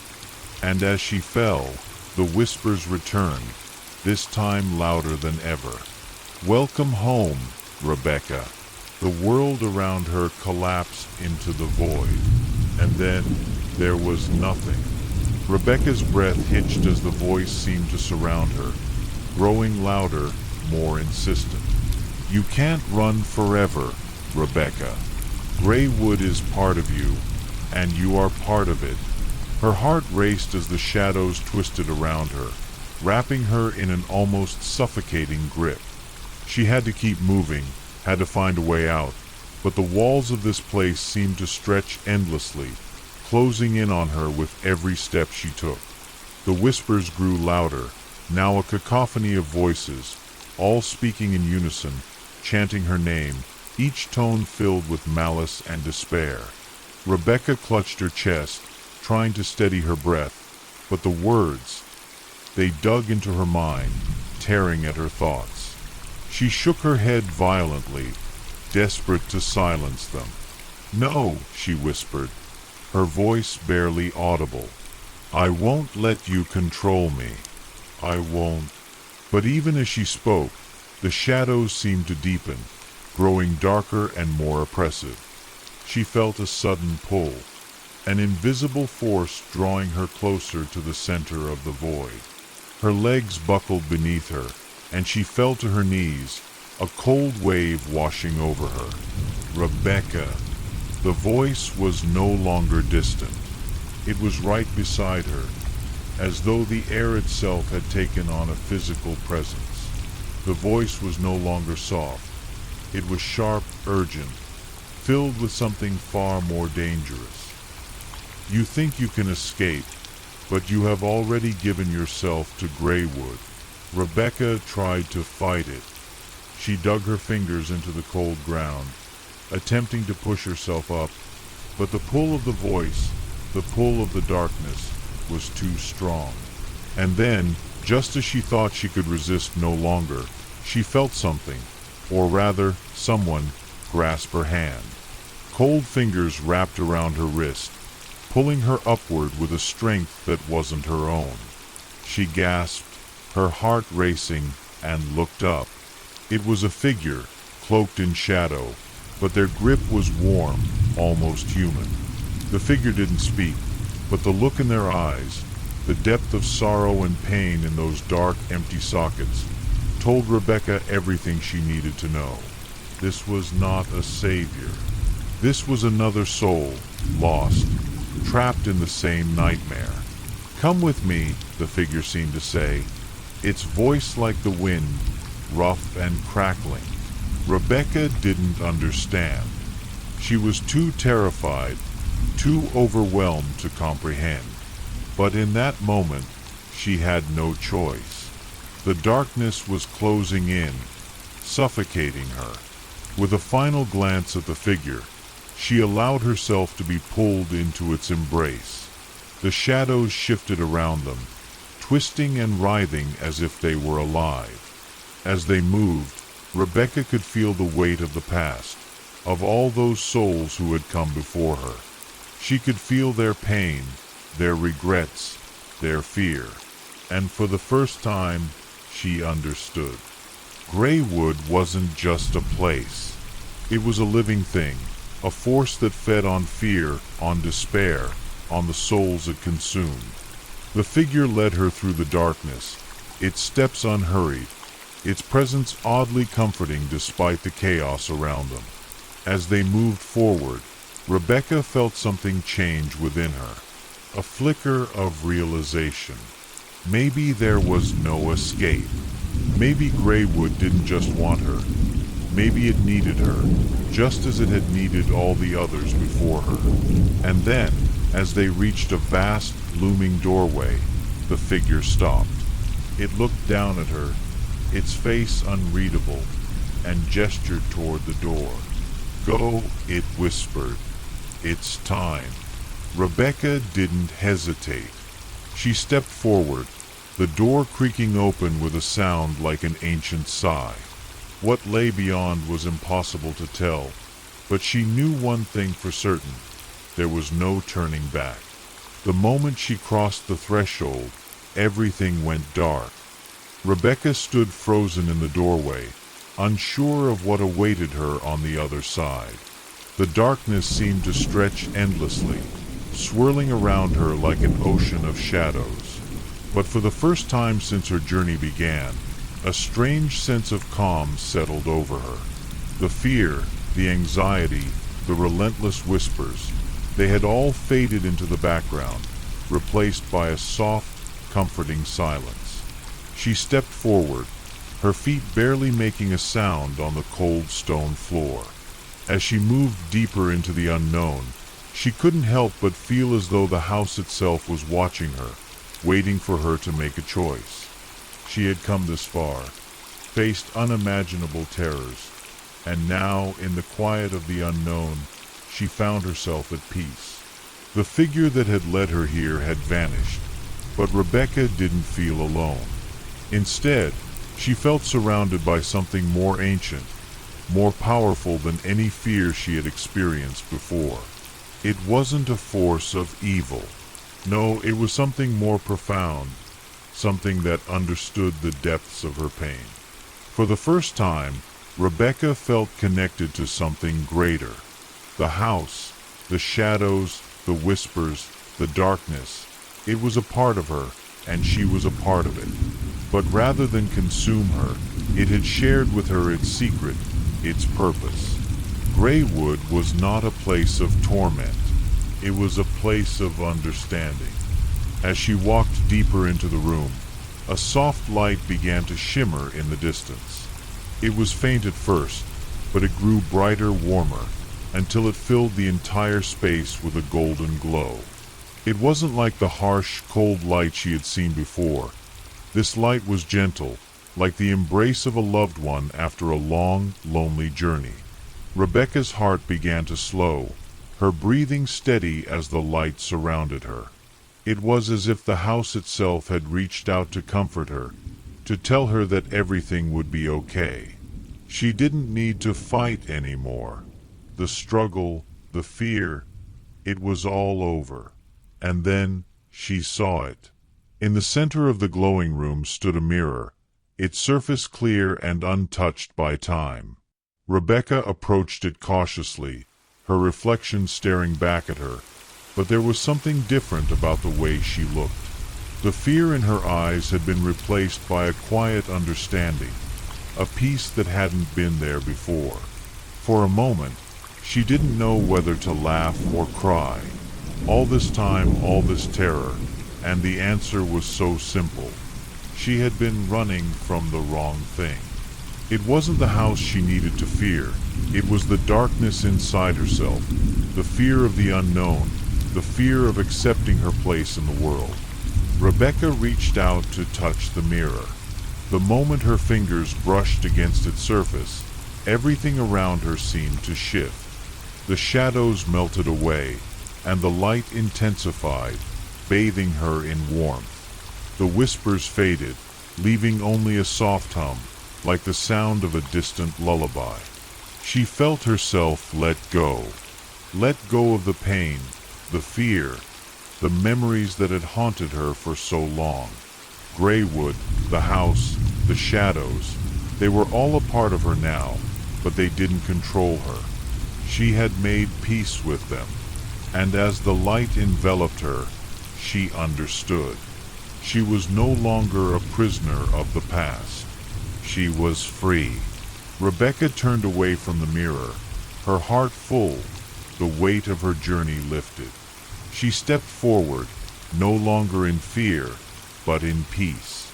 And as she walked into the light, the last of the shadows faded, leaving nothing but silence. And in the quiet, there was only freedom. Her heart skipped a beat, but as the figure drew closer, she saw that it wasn't him. It was something else, something dark. The forest wasn't done with her yet. Rachel turned, her breath quickening as the shadows of the woods closed in around her once more. If you enjoyed the story, be sure to give it a thumbs up, and don't forget to subscribe for more chilling tales. Thank you for listening, and until next time, stay safe and keep your lights on.